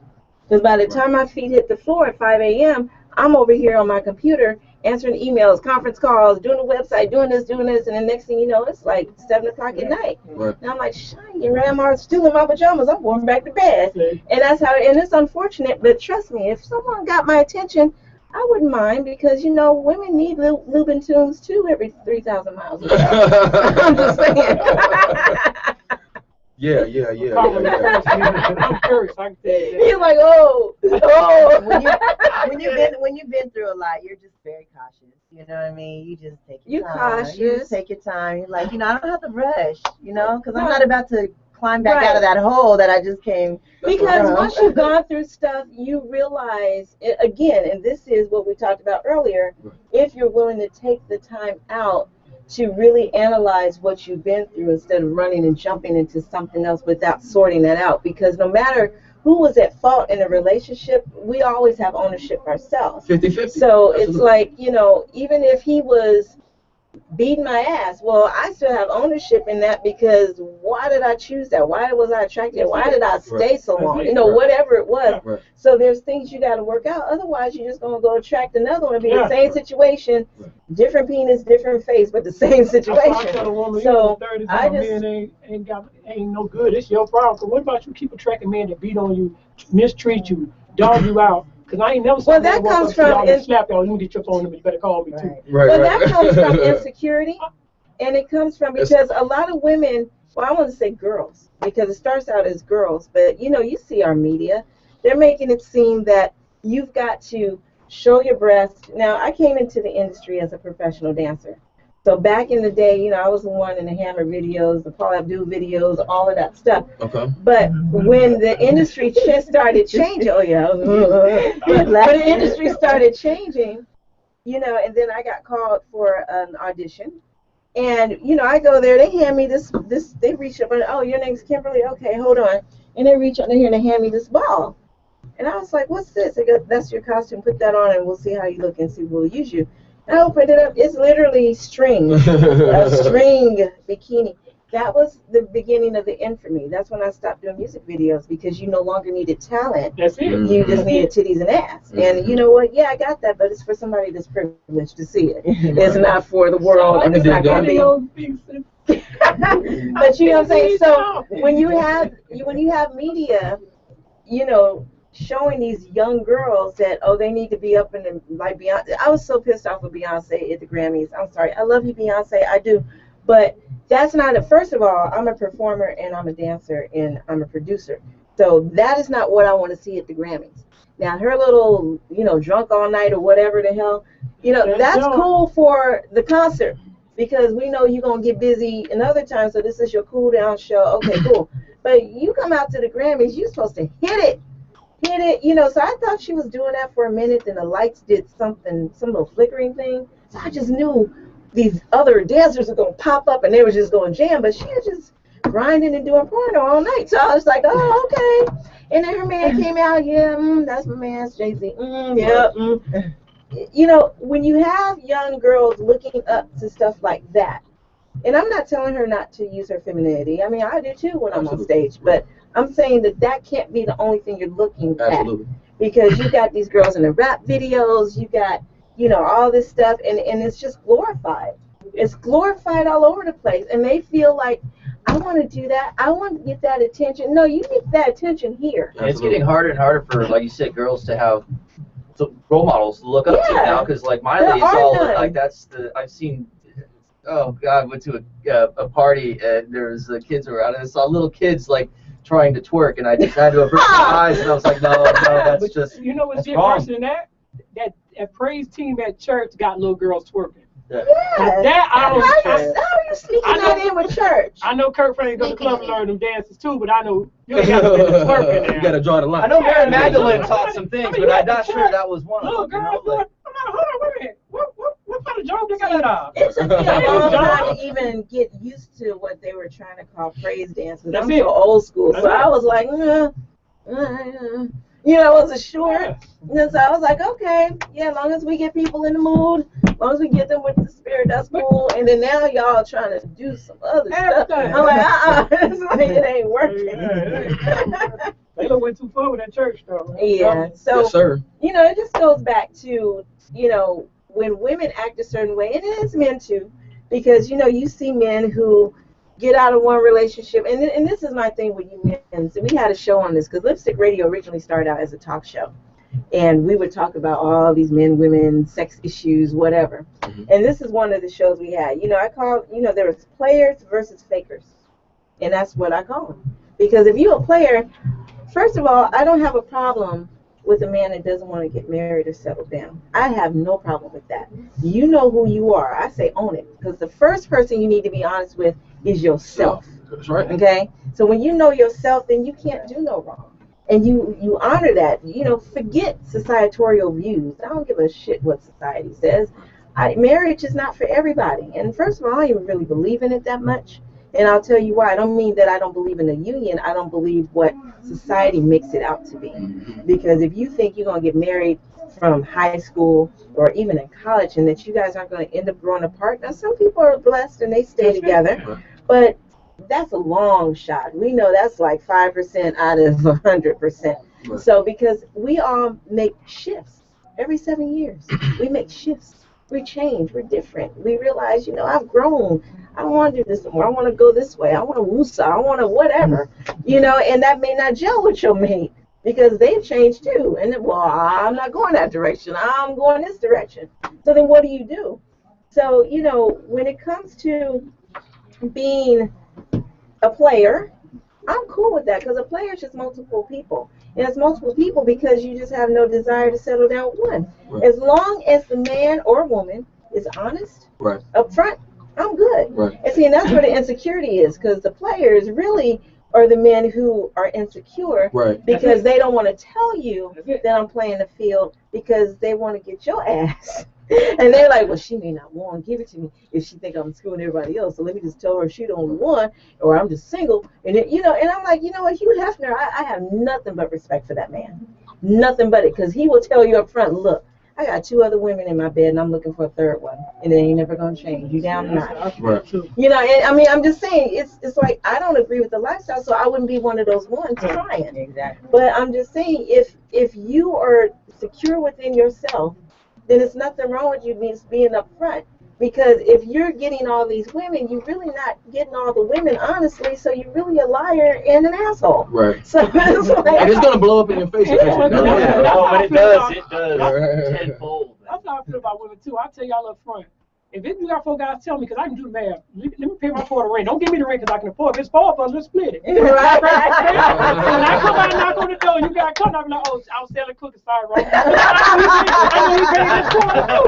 So he paid this quarter, so he can be there. I got to go. You know what I'm saying? So we try to keep it 100 with y'all. Exactly. So I'm saying just own it. Just be who you are and own it. And whenever, if because it could never happen, but if ever you're ready for monogamy, then go for it. But until then, it's okay to just be yourself. I'm not really sure. I'm not sure. I mean, I always joke all the time because I'm like, how do you marry? Because I don't know if I could do the same penis forever and ever and ever. Amen. I don't think so. I tell this on stage all the time. I said, man, I can remember I used to have 4, 5, 6, and no problem. I knock them down all day. You light them up, I bring them up. Right now, though, if you bring me 2 women, 2 of y'all, one of y'all will be disappointed. Right. After 40, you don't care. I don't care. I ain't holding nobody up. I'm real. I don't like doing all that extra stuff now. Yeah, sweet. Well, 3 minutes. I'm an NBA. I'm like an NBA. You know what I'm saying? You don't really need to do that. I saw a woman give me now you getting the best part because I done wore out some stuff. I am done. Right. You getting the best part because I'm through. Me and your friend ain't gonna never do it. The guy promised you that. We're gonna walk out. I ain't got it. I just ain't got that energy. And that's where women, okay, so now that we're on that subject, that's where women like me kind of have issues with, because, as we get older, it's weird. I don't feel my age because I work out, I still dance, I run, I hike, I lift weights, I box. Right. So, I'm still very active, and I've always been an athlete. So that's kind of what I expect in my dude. Not that he has to do that, but that he's health conscious. Because ain't no roly-poly gonna do nothing for me. Right. But what my ex tried to do, go on, you ain't gotta go work out here. Sit down on the couch, just watch TV. Nah, because then I'm gonna look like you. No. So, the thing is, getting older, as they say. I don't feel 46. I just turned 46. I feel 45. But I'm telling you, the dudes in my age range, you would think, why do you want to do this? Do this. Now, there's 2 that's an anomaly, that they still work out and they look good. They don't even look their age. So, but that's an anomaly, and unfortunately, they're married. So, right. But the ones that I can hang with, are younger than me. But it's like, okay, we can hang, like, on the bed, we can hang, hanging out with hiking. But yeah, then it's just too much immature. Absolutely. It's like, okay, so I guess I'm just resorting to, I don't know, Burger King specials, limited time only, because I can't, I'm not going to settle. am I going to do that? So I just wait till I finally get my villa overseas. 'Cause that's my goal. I'm trying to move in about 8 years overseas. Oh, wow. Which country? Italy. Okay. Going to either Positano I guess I'm out. or I got no Tuscany. passport. But you know that's kind of like where that line draws. You know, it's like okay. Do I go with the old folky stogies? Do I give in and just sit there and give my crochet needle out and just start early or like what? Or do I come over here to the young dudes? I had a dude tell me, he stopped me the other day. He goes, I'm sorry, I thought you were 20-something. I'm like, that's the best compliment I got all year. I'm like, no. I said, but my children are, though. He's like, no way. I'm like, yeah, way. So that's, you know.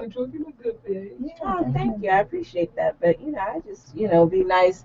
I'm putting it out there. Okay, y'all got some people that can hang with me. And not afraid. And see, this is the other thing. You find men that are truly, they say they want a strong woman. They say they want a woman that, you know, is a go-getter after home business, yada, yada. And then you get her. I wish I was sitting on the couch. I wish I wasn't behind the scenes. I can talk about that. No, say it. We can hear you. That's why I'm single. Yeah, isn't that a trip? Yeah. Because before I started working for myself, I got too much going on, and they're intimidated. They get intimidated, especially I've been in entertainment for a while. See, that's not true for all men. It's not true for all men. I play a Manny. Most men couldn't play a Manny because they think of a nanny. I tell people I turn out more than San they believe that. Somebody believe that. I can get mine. Right. But it ain't about that. I know I'm man enough to handle anything. Right. You need to come over here. Yeah, but y'all make room for her. Sit right there for a minute. Come on. See, when y'all come on. independent, I'll make you really be independent because you take the dinner and make you pay sometimes. Right. And I think that's kind of it does happen. There are a lot of weak ass men out there, but like no man that's worth his salt. Like I was raised by a strong woman, a strong black woman. So there's nothing that intimidates her. She's gone now, and the only other person I'm afraid of is God. So like, but if you handling your business, how I'm gonna take that away from you? What is intimidating you? Because I think that you both could uplift each other. Absolutely. That's the point of a relationship. If you're in any relationship, you're supposed to get better. I don't care if it's banker. I don't care if it's librarian. You know, your banker should be sharing information. Your librarian should be giving you literature. Your girlfriend should be giving you, you know what I'm saying? Like, you know, and like so guys be like, baby, look, you know, I know you're trying to make it here. This is what I want you to do. I got a contact. I'm gonna get you booked here, and then you're gonna open for Eddie Murphy, and then you're gonna, you know, this. I'm just saying that's what women do. Right. That's the Jay-Z and Beyonce combination. They work together, and that's what it's supposed to be. And that's all I've ever wanted. But unfortunately, the choices that I made, and I take responsibility as the choices I made. Kudos. Kudos. You know, it didn't go that. It seemed like it was because some people can put on very good facades in the beginning, and then all of a sudden it just became jealousy. And I'm like, well, where the hell that come from? That's where the 6-month rule, I think, in relationships is really important for me. When you're dating someone around the 6-month mark, that's when I think you start to see the real person. No, my last one fooled me. He waited till after we were married. Oh, he was good. I literally, yes, he was very good. He waited till after we were married, and then, I mean, literally put the ring on. We found the apartment, moved in together, and boom, that same week. I kid you not. Because you know what happened with y'all, right? Y'all fall in love. He got one eye, one on word, one leg. You ain't know till you break up. He got a bad eye. You remember them 6 years? Now you complain about all those little things. You saw it from day one. Yeah, some women. So, and then but no, the great Maya Angelou said it the best. When someone shows you who they are, believe them the first time. And we're all guilty of it. Like, hey man, like me and him talked about it, and I'm sure all of y'all can attest to it. Like we've all played the fool. It's part of life. However, you can't do me twice. When you do you twice, you got to take your lumps. You know what I'm saying? So you know what I mean. So that's the beauty of it. Well, let's hear from Twilight because she can shed more light on what I was saying with, you know, being a successful woman, and then, you know. So what has your experience has been with, you know, you being successful? You're a go-getter. You're doing what you do. But then you get a guy, he's like, yeah, baby, I support you. I love you for that. You know, but then he just flipped the script. Well, I have a problem with someone that I'm seeing. You know what, you have to They speak want up to 'cause they discourage screaming over me there. on everything that I do. They don't want me to make a move because they think that I may get too far ahead of them. I'm speaking on somebody, but I'm not going to say No. Well, we won't say names. We want you to share, though. I mean, we know who they are. We ain't going to say anything, Carl. Right. David.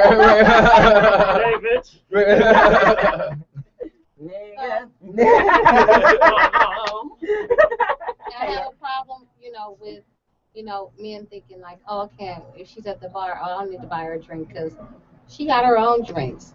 But I still want a man to come Right. and offer me treated a like drink. ladies. Yeah. What's wrong with that? Yeah. I will stand there forever till you open that motherfucking door. Right. And then I'm going to notice that you don't, but I'm still going to make you do it. And then that'll be the last time you ever see me. Absolutely. It's okay.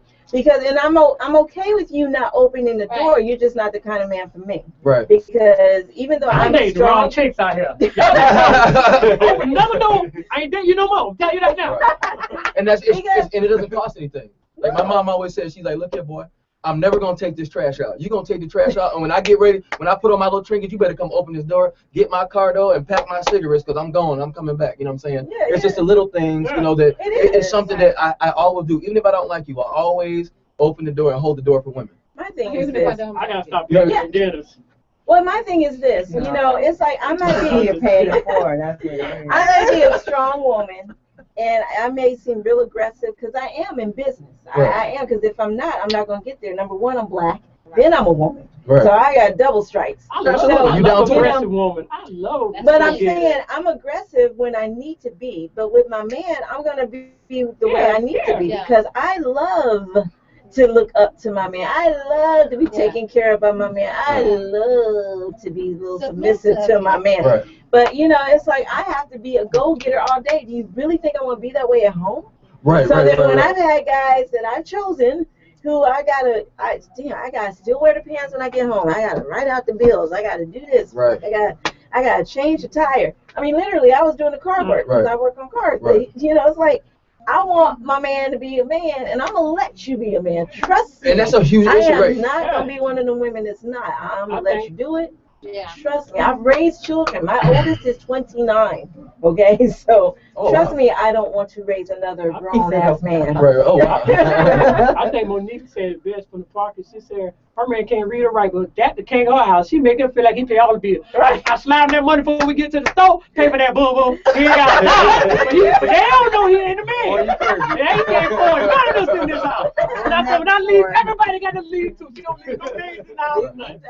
He can't read or write, but nobody don't know that but me, baby. and we're talking about very basic principles, not to cut you off. We're talking about appreciation and communication. Yeah. That's all we're talking about. We're talking about the That's very. why I think communication is most important in relationships. Absolutely. Just because you're talking doesn't mean that I understand what you're talking about. There needs to be a message. There needs to be a sender and a receiver. Like, and what are you most of all, people need to learn how to listen. Right. That's what I just said. Right. But you got to listen. Right. It's totally different. And same thing in relationship. I tell women, y'all always want the picket fence, the wedding, but you got to find out what he's about. He might not even understand what relationship is. Oh, man, I hate when women do that. Yeah, so you need to find out, do we love his mom? They got a whole damn reality show on that stupid stuff. I mean, have you seen Bridezillas? And these women be talking, well, I'm like, you marrying her? Yeah, you gonna marry that? I'm like, damn, what? How's that gonna Is that work? why I had to act to get a nigga to marry me? It's like, right. And you know what? No, you made a great point. Actually, you do. It's making it bad for women like you, who have common sense, have decorum. And you be like, damn, really, I gotta go ratchet, whatever the hell they're talking about. One of my closest friends, he and I have been friends for years. We went to high school together. We ended up dating for a little while after high school, and the one that got him, that ended up, winning him over was the one, I want to get married now. Oh, then, I'm like, why'd you marry her? Because she kept bugging me. I'm like, really? Really? But see, that's just it. How that's supposed to I don't want nobody being with me because I bugged you. First of all, I'm not insecure, so I don't need to bug any man. Right. I'm very comfortable with myself. I pretty much grew up an only child, so I play very well by myself. So I've learned that. But moreover, it's not about the wedding. This is when I used to go around and talk to young girls, this is what I said. So this is what we're going to do. I said, we're going to have a big-ass prom with a bunch of fat, puffy white dresses and a big-ass cake so y'all can get over it. I'm like, because it ain't about the wedding. It ain't about you looking like a damn princess. It's after the wedding. It's after the wedding. The more you spend on the wedding, the shorter y'all wedding span going to be. You're exactly right about it. And I've been married and I never had a wedding. That's it. Hey, help me pay some of this debt down. We can get married in the backyard. Pay some of this debt down. I tell you what my ideal thing would be if I ever was dumb enough. I'm sorry. If I ever did it again. Well, if I ever did it again, because I've never had a wedding, first of all. But if I did it again, I wouldn't want a wedding. I would want the reception. Right. That's my And I thing. want us to go somewhere. Like, and I don't It's mean still in the something U.S. different. I want to go somewhere. I want to go to Paris. I want to go to Switzerland. I want to go to Bali. I want to go somewhere. So me and you can go do that. That's where the money is to go. And then we come back and have the family have a reception so they can bring us all gifts and shit. That's not going to happen. The gift part, I was with you to the gift part. You don't blame on Ray no gift. You think it's the white friends. That's when you need to get the white friends. Right. Well, I have most of them are. You'll be all right. To your toaster. Right. But you know what I'm saying? It's like, it's not about all of that. People need to really value what marriage is and relationships are, and stop treating it like, yesterday's fashion. It's like, oh, out with that. Because that's what marriage seems like now. Look at the stars. But I think, like he said, he don't really know what it is. He didn't know what it was. That's it. I'm talking about what it required. Because when it came to women, it started so early. I didn't even know what affection's supposed to be with. I don't know what treating you like a lady was. Right. If I you didn't have the in that okay, and we don't. I'm glad you said that. Let me say this, because I said this last week. Now, I'm totally right there with you, because the same for me. Even though I know I wanted a relationship as a kid, unfortunately, I grew up in an abusive childhood. So I didn't see the example of a loving couple. I saw the fact that, okay, I'm trying to apply to every boarding school that I can so I can get the fuck out of this household, because this is not for me. But like you, I didn't have the example. And that's the unfortunate part in the Black community, unfortunately, because we were at one point, I don't know what the statistic is now, but at one point we were the highest in single family homes. Right. So when you have all these single family homes and these young men coming up and young girls who don't have examples of what a man is supposed to be, so they go to these dudes and whooping their ass, calling them names, all this stuff, and then vice versa with the boys. They don't know how to treat the woman. They just think she's a piece of meat. Okay, I got a kid, so what? My daddy wasn't around, so I ain't got to be around, so what? So that's the unfortunate part. But at some point, we all have to take responsibility.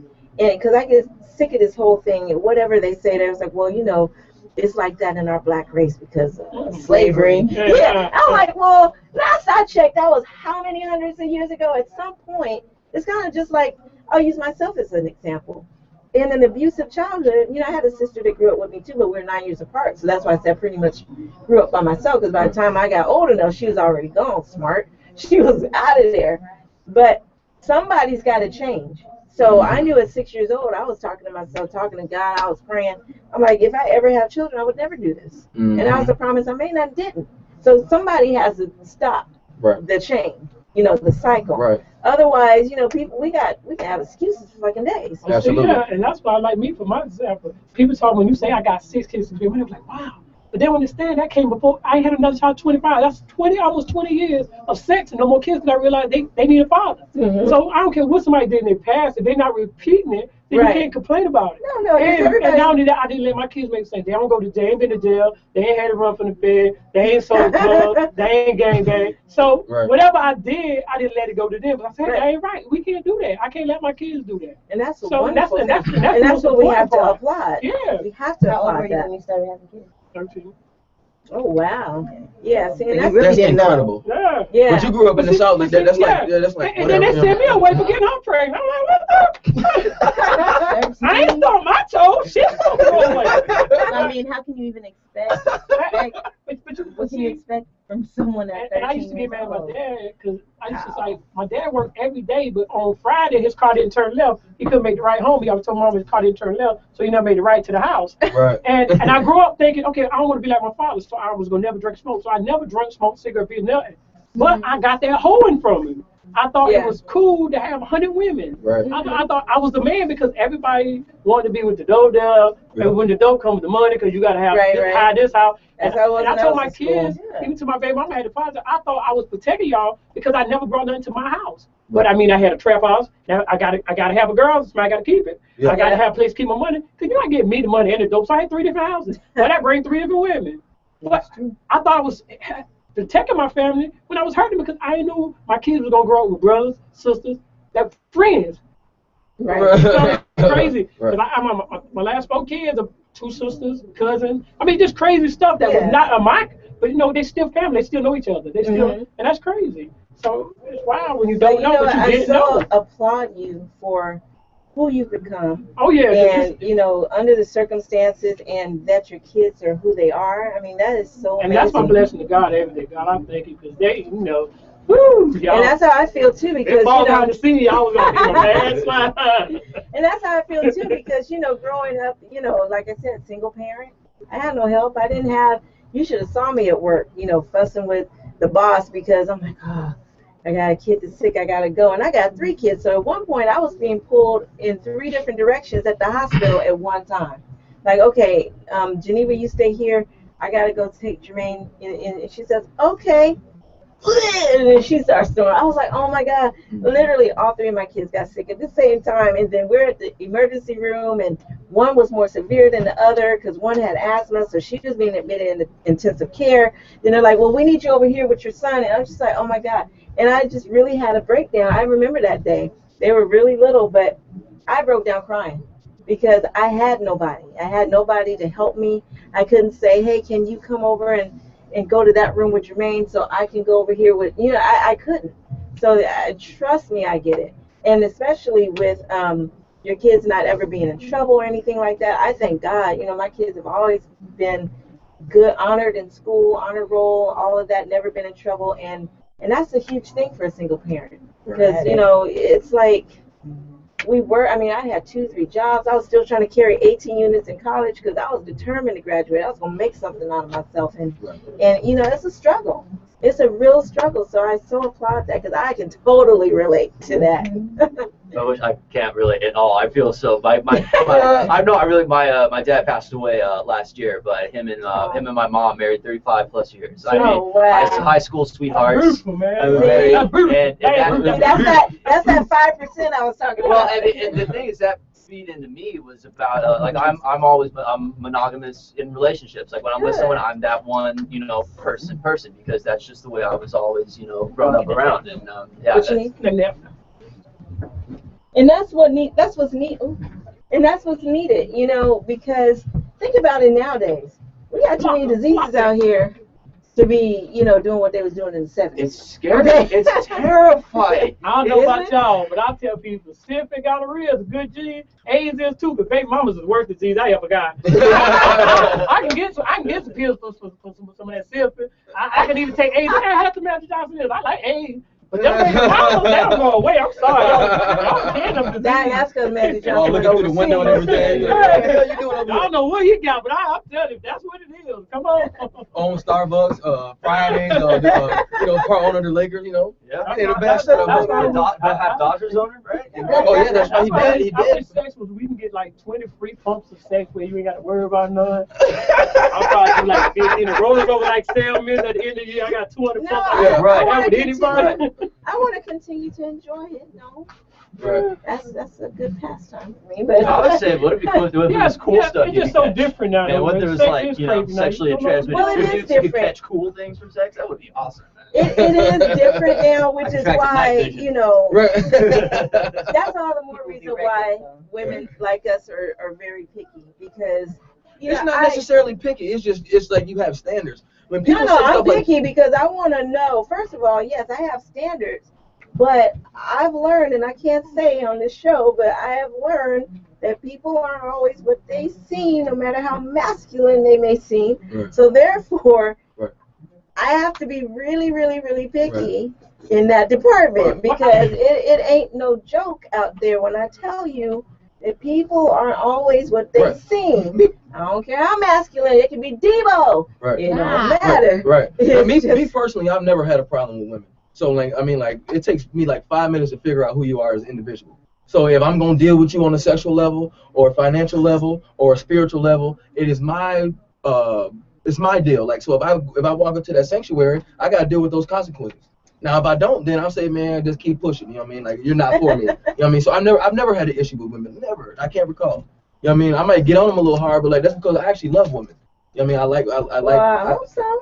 But you know what I'm saying? Like, but it's not about the sex. I mean, I enjoy that too, but I enjoy the conversation. I think sex is you know, the thoughts. You know what I mean? Like, you know what I mean? To me, real sex is like just the icing on the cake. It's such a beautiful thing for two people to come together. Now, granted, you know, my character here on Lipstick Radio is typically against monogamy, but, you know, at the end of the day, I didn't know, at the end of the day, on the real side, it's a wonderful thing if it is what it is. Right. And that's the problem, because you don't always know. And, you know, I'm not a control freak. It's just, for what I've been through, it could be a movie, trust me. And so for me to open up and give my heart again is going to take a whole lot. And I don't even know what that lot is. Right. So, and that's the thing. It just, I guess when it happens, it happens. But, you know, I'm not opposed to it. So it's not like I'm going, no. I'm very open to it.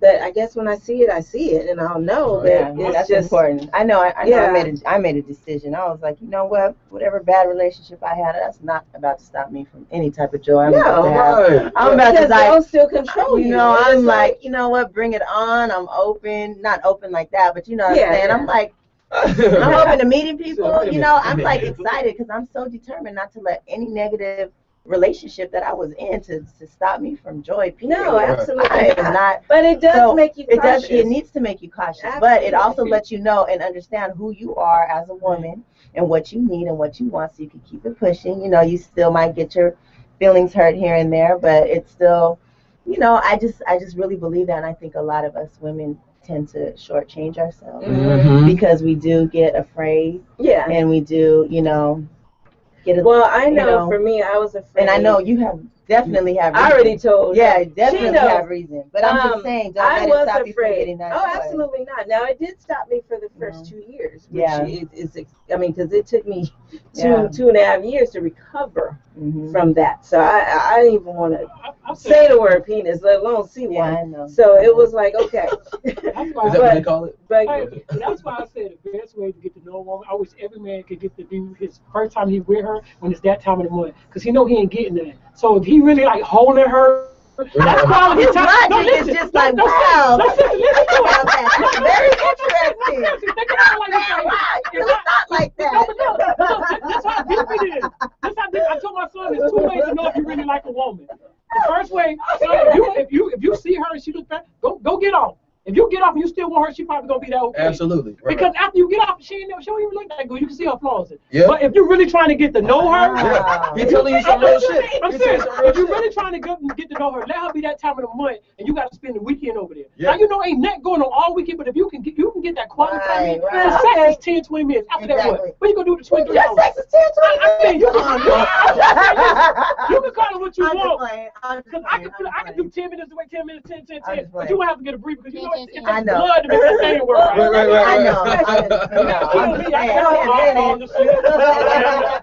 I know. We know who the freaks are in the room and who the freaks ain't, because I mean, just because periods don't necessarily mean. No, but I'm just saying that's quality time. So you're talking about running stoplights? Oh, I get what you're saying. No, I ain't no military. I ain't crawling in the mud. I ain't doing I ain't military. I don't play that. Right. If you look like, I'm playing that. I ain't put no towel down. I ain't no light. If we doing it, it's over. It's a wrap. Right. You made it happen. It's over. I don't play that. Well, you know, there's some that do, and there's some doing that time. We eat too much stuff. We don't play that. To eat it ain't not. I was getting ready to go away, and I went away with Donna. I was like, oh, that's what it gotta be. Send me the bottle, but I'll be okay. I ain't that tight. I'm sorry. Right, and no, you don't have to be sorry. I just think that's quality time. That's a cleaning cycle. That's a rejuvenation for the good days about to come in 75 to 3 cycle for some of us. Yeah. Anyway, I'm just saying. Well, it is. I'm just being real. I'm just saying that's good quality time. You really know you like her or not, though. Yeah. If you can deal with that, that's the bottom line. Yeah, that's what you mean. No, I know I can deal with it if I send them to the store to buy some. I buy about it. I tell you now, I would buy pads, but I would not buy Pampers and milk. Bam. I would not buy Pampers. I would buy see what you had a price last week. Logic. I want Wayne. She need Wayne. I tell a girl, I buy pads by the box. I will not buy Pampers and milk. I go looking for it. I know when it come on. I know when it go off. I know which one it's supposed to What be. you have on the period tracker apps in your No, phone? I'm serious. If I like you, I want to know when it. I want to go buy it. I get sick. I take care of you. I know how to chat. I do it all for you. Really? I'm sorry. I'm just that tight. You ain't. Can we clone him twice? I'm sorry. I just don't play when it comes to that thing. I ain't making no more babies. Oh, you can't tell me it's skipped. It's skipped. We skipped. You might have it till we skip it back on again. I'm sorry. Right. You can't get me with that one no more. Too much. And I done see them catch up in them and everything. Shoot, I don't play from the South. We don't play that. Yes, sir. Say what now? Do you play that? Yes, sir. What he's talking about? You run red lights? Say what? No. What's up with that? Because Okay, we you ain't guys in the ain't old enough military. yet. I ain't in the military. Y'all I'm ain't crawling old in the blood. enough I yet. ain't doing any good. Take time. Okay, I Take a shower. know. I know. What sign are you? Gemini. Okay, there you go. All 9 of us ain't Cancer. going for it. Wow, I don't know about that. Cancer. Oh, damn. You guys Wow. are cancers? My youngest is If a it's cancer. 9 of us, I don't know we nothing ain't about say none of cancers that. yet. Really? Oh, Other really? than they're moody. Yeah. Are y'all moody?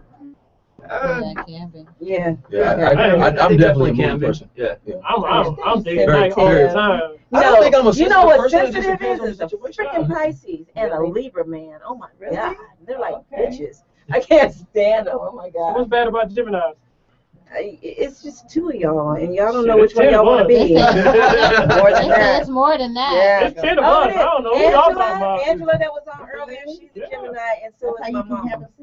That's what I'm saying. My Yeah. She mother, Mars too. Yeah. And you need Yeah. Mars too. Yeah, okay. my mother, What sign are Gemini. you? You're Taurus? Oh hell no, I'm Aquarius.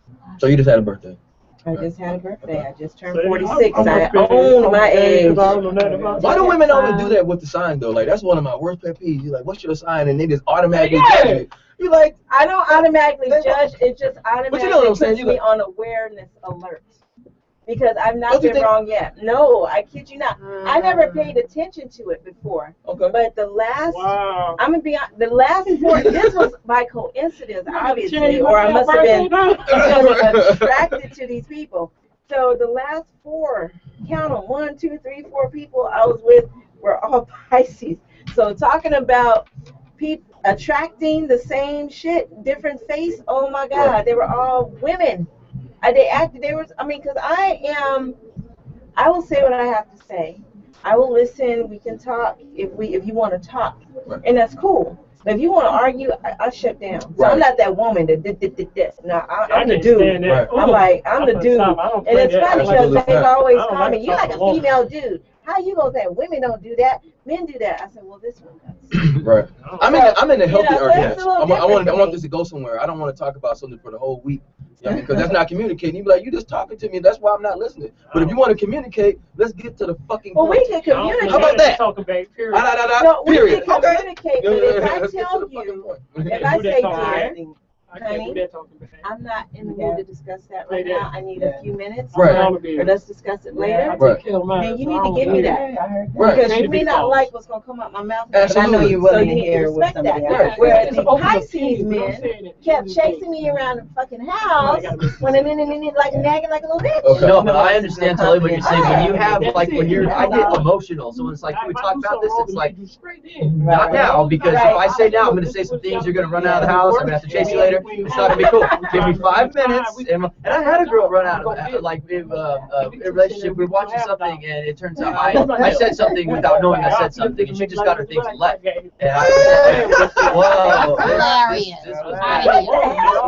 Well, okay, having wait. talking about Hold on, birthdays you and guys. everything be going crazy. Hold on, y'all. So anyway, I'm Elijah Howard. I'm a Cancer. Look at my jeans t-shirt. Hey, big ups to my boy Andre Thomas out in Vegas doing his thing with layout.com. Okay, hold on. Wait. He said he was watching TV with his girl, and he must have said something. He don't know what it was. Oh, I totally know what it was. He knows. Yeah, I know what it was now. He said something, and next thing you know, she's packing her shit and she left. So what you say? Okay, so it was.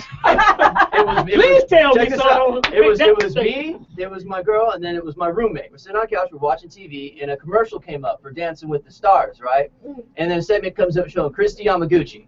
And my roommate goes, man, Christina Yamaguchi, she looks good for having like a couple kids, and she's over 40, right? And I go, yeah, you know what she does? She looks at me. She goes upstairs, She grabs all her stuff and walks out the door. And then I have to look at him and going, and I chase her like, is there a problem? And I swear to you not, she goes, you said that about her when I was sitting right next to you. Do you not even care about my feelings? And I didn't know what to say. I said, you know what, maybe you should leave because I have no response for that. I have absolutely no response. Okay, that was the classic, but that's the classic example of a woman, or I'm sorry, a girl that's not mature.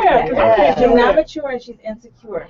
I don't care. Now, it's and I have, okay, 100%. Like, yeah, you're right. She do look good. Okay, I'm gonna tell you a story about what happened to me and an ex once. Now, this is where I got upset, but I feel, and you guys tell me, this is where I feel I was justified. Okay. Now, I noticed he was peeping out women when we were together a lot. I didn't say nothing. I felt it was a little disrespectful, but in the way he was doing it, not because he was doing it, but the way he was doing it. So my last straw, which is where I left his ass stranded in San Diego to get his own way back, was when we were sitting on a bench at Red Lobster waiting to be called. This chick walks in with these two guys, pretty much, and this was years ago. This was like 15, 20 years ago. And then, let's say we're sitting together like that. He's hugging me, and as she walks by, he leans me forward to look at her ass. That's when I got pissed. Yeah. But I didn't. What I did was. That's understandable. But I'm cool. That's a blatant slap in the face. So this is what I did. I was pissed. I was hot. I was heated, but he didn't know it. I got that poker face. I'm cool. I'm cool. So we go to the table. I put the menu up. Boom. Boom, like this. And he's like, "You okay?" I'm just like, "Mm-hmm. You all right?" "Yeah." It's like I think I used bathroom. I said, "You know what? I'm gonna order my usual. So get the 2 pounds of crab legs, get this, get that, get this, get that, and I'll be back." No. And so he ordered it. Talking about me about spending $2,000 leaving him. Leave his ass. Because you don't do me like that. That's highly disrespectful. So not only did I make you spend money that you got to pay for, but then I left in his car and went home 2 hours away. So this is why I do it. And then he comes back, then he's pissed off, and he's like, "How you going to leave me?" I said, "How you going to disrespect me like that?" And he's like, "Well, I know." I was like, "Well, you know what? You do that a lot." He goes, "I can't." Okay, I just always been attracted to thick women. Yeah. See, I've always been small. I've always been a size. So why you with me then? So that's what I said. Okay, you want to know what he's not helping his case at all. You want no? He dug deep, but I got him. I got him. Mm-hmm. So then at the end he goes, I said, "So why would you be with me, knowing that I'm not a thick woman from back south? I'm skinny mini. I've always been." I said, "You should be grateful because not too many people go back to size 3 after 4 kids." So, hello? Yeah. So he's like, "Well, I just didn't think I could find anybody that looked like her that treats me like you do." Oh, hell no. He actually said this to me. And I was like, "Wow, really?" And so I said, "Well, I don't usually like men with stomachs, but it didn't stop me from getting with you." Right. And so that obviously hit a nerve because from that point on, every night before bed and every morning, we were doing little crushes. Hilarious. Would you stay with his ass? No. Oh, good. Please. Yeah. Well, I didn't piss you off on vacation. That would have been a long It was just funny because, but that was just it. So you rather go visual than how, but that just goes to show you how I treat people. And he was like, "Well." But you know why? We can't. Me and you could be in the mall and you can see a guy, you're like, "Oh, baby, you got them same kind of shoes." My dumb ass gonna look at them shoes, you looking at him. Cause y'all can make us do dumb shit like that. But you know what I told him? I said, "Do you really think that?" And he was not that handsome. He was like one of the dudes that I dated that was really kind of ugly. But I liked who he was, so it didn't matter, right? Funny. So You're funny. no, he was.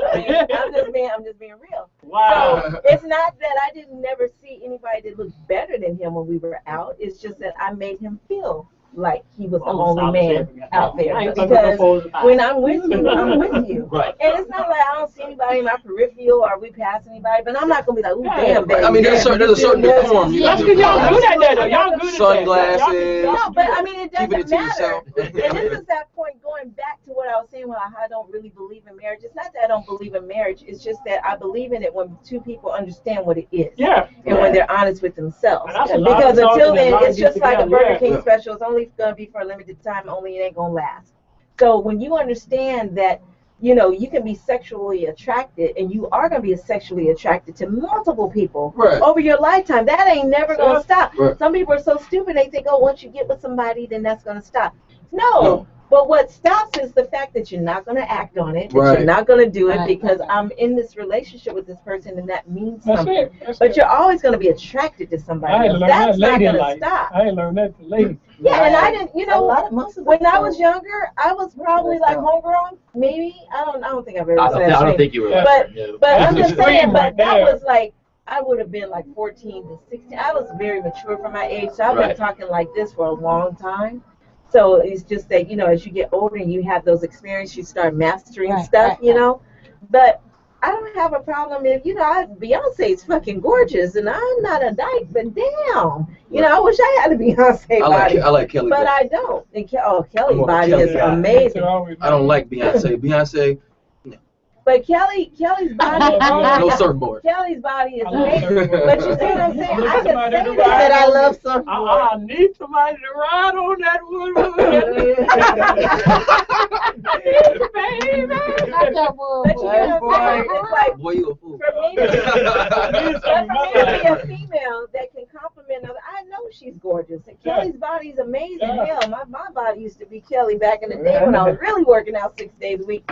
But I'm saying I get that. Where it's always going to be somebody better than you or looks better than you. And stuff. It's you don't have to look at me when you said that. Better than you specifically. But you know what I'm saying? Oh, absolutely, absolutely. It's just about, you know, when you have that connection, when you have that bond, that's what makes the difference. Right. Yeah. So, you know.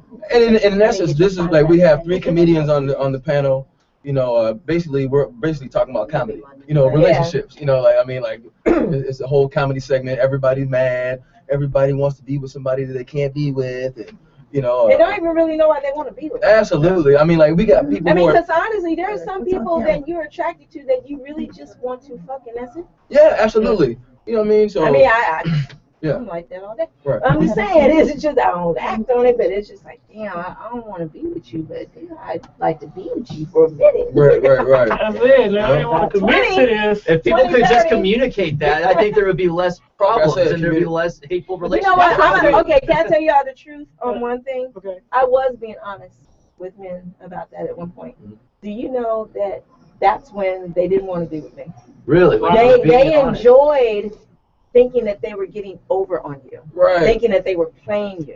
They didn't enjoy, look, you know what, it's cool, we can just have sex, it's cool. They was like, what's wrong with you?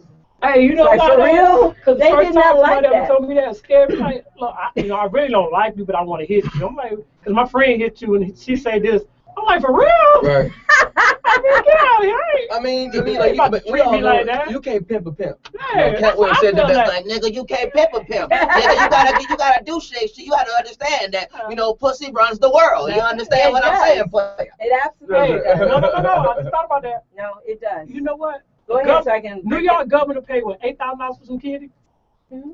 So I said, okay, I just got a little change. I call it escort, so I paid $2,000 for the kitty. But I was laying there and I started doing the math. Hold on now. I paid for this room. I brought the weed for her. I had to pick her up. Yeah. I started doing the math. She left with $120. Because I got all the Peter. I got the money. I paid for the room and the weed. Let me tell you, wars have been started over coochie, okay? Wars have been started over coochie. First of all, and then think about the industry.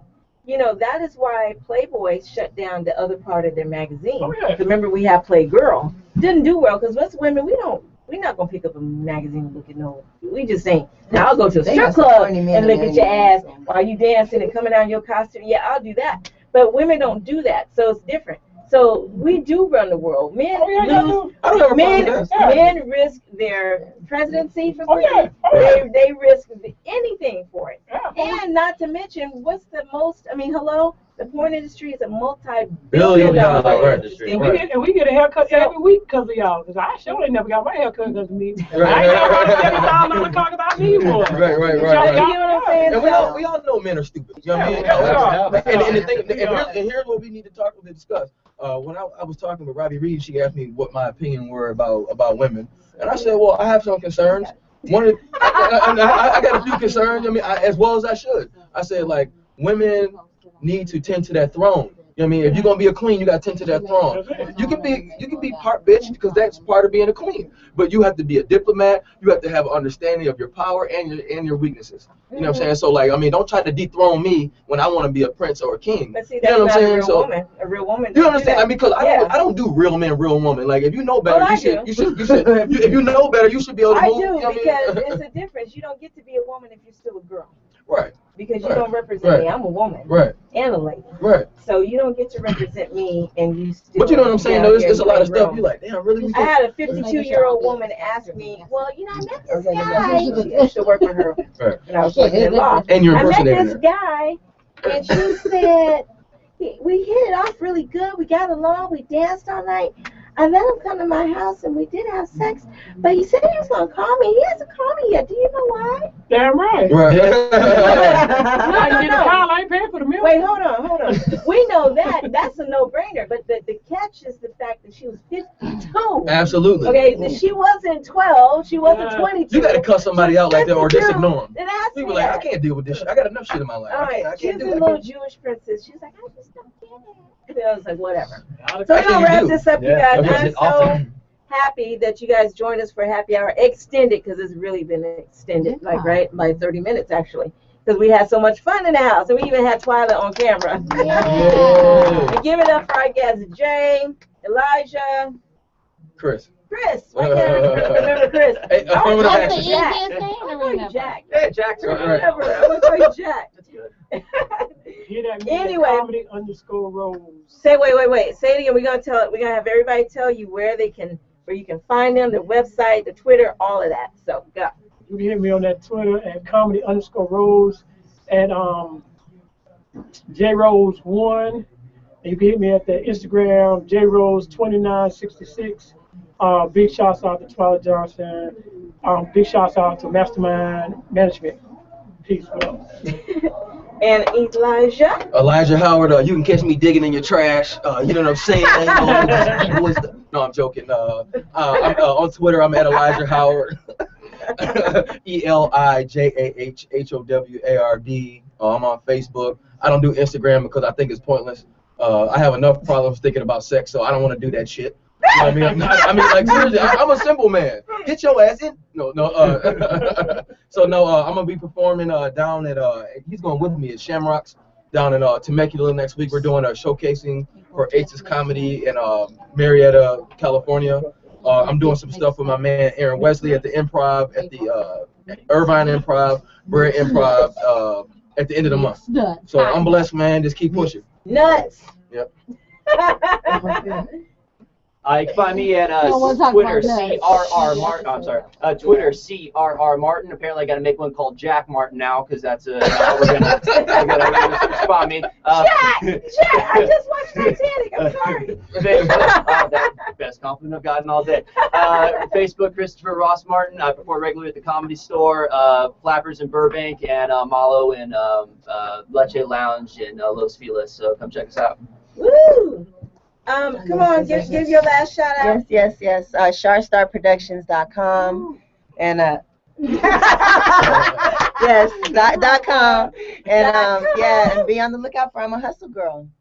That's right. Okay. Like for Hustle 2 coming up. And you got one more, April 5th. April 5th. Something about your nuts. April 5th. I'm at Mixed Nuts. Screw Try, would you come over here and just say it? Come on, say it. You get paid for it. Say it. I'll be behind this thing. Come on. You was on. Come on. What you say? Just say it. We can hear you. Say it loud. See, we want Sit down, y'all to take Jay y'all. is going to be at Mixed Nuts April 5th, the Screw Roy Comedy Show. Yeah. Screw Roy. I'll let your boy So we got know. a screw, Roy, and some nuts, and they Yes. mixed. Okay, got it. So I'm going to act adult that night because I get to play with my... Do I get to come to any of these things? Yes. I really Absolutely. want to. You got the Very good. good. Hey, I'm telling you, come to mine. I got you. All right. You heard that, y'all. Give it up for the hardest, got one of me. the hardest working ladies in Hollywood. She be on the toilet early in the morning. She's Kim Carlisle is actually my alarm clock. Soon as that toilet go off in the morning, I'll be like, oh, it's time to get my ass up. I got to rehearse. I got to get to audition. I got to do my push-ups. You know what I mean? I got to call Jack, you know. I gotta start hanging out with Jack. I'm out here in LA. I gotta give me some good friends in my life. I'll tell y'all right now. Absolutely. I just have to say this before we go. Okay, you know, you were talking about how earlier in your day you was a thug. You got the whitest ass teeth for a thug I've ever seen. And let me tell you why. He's really gonna tell us why too. I already know.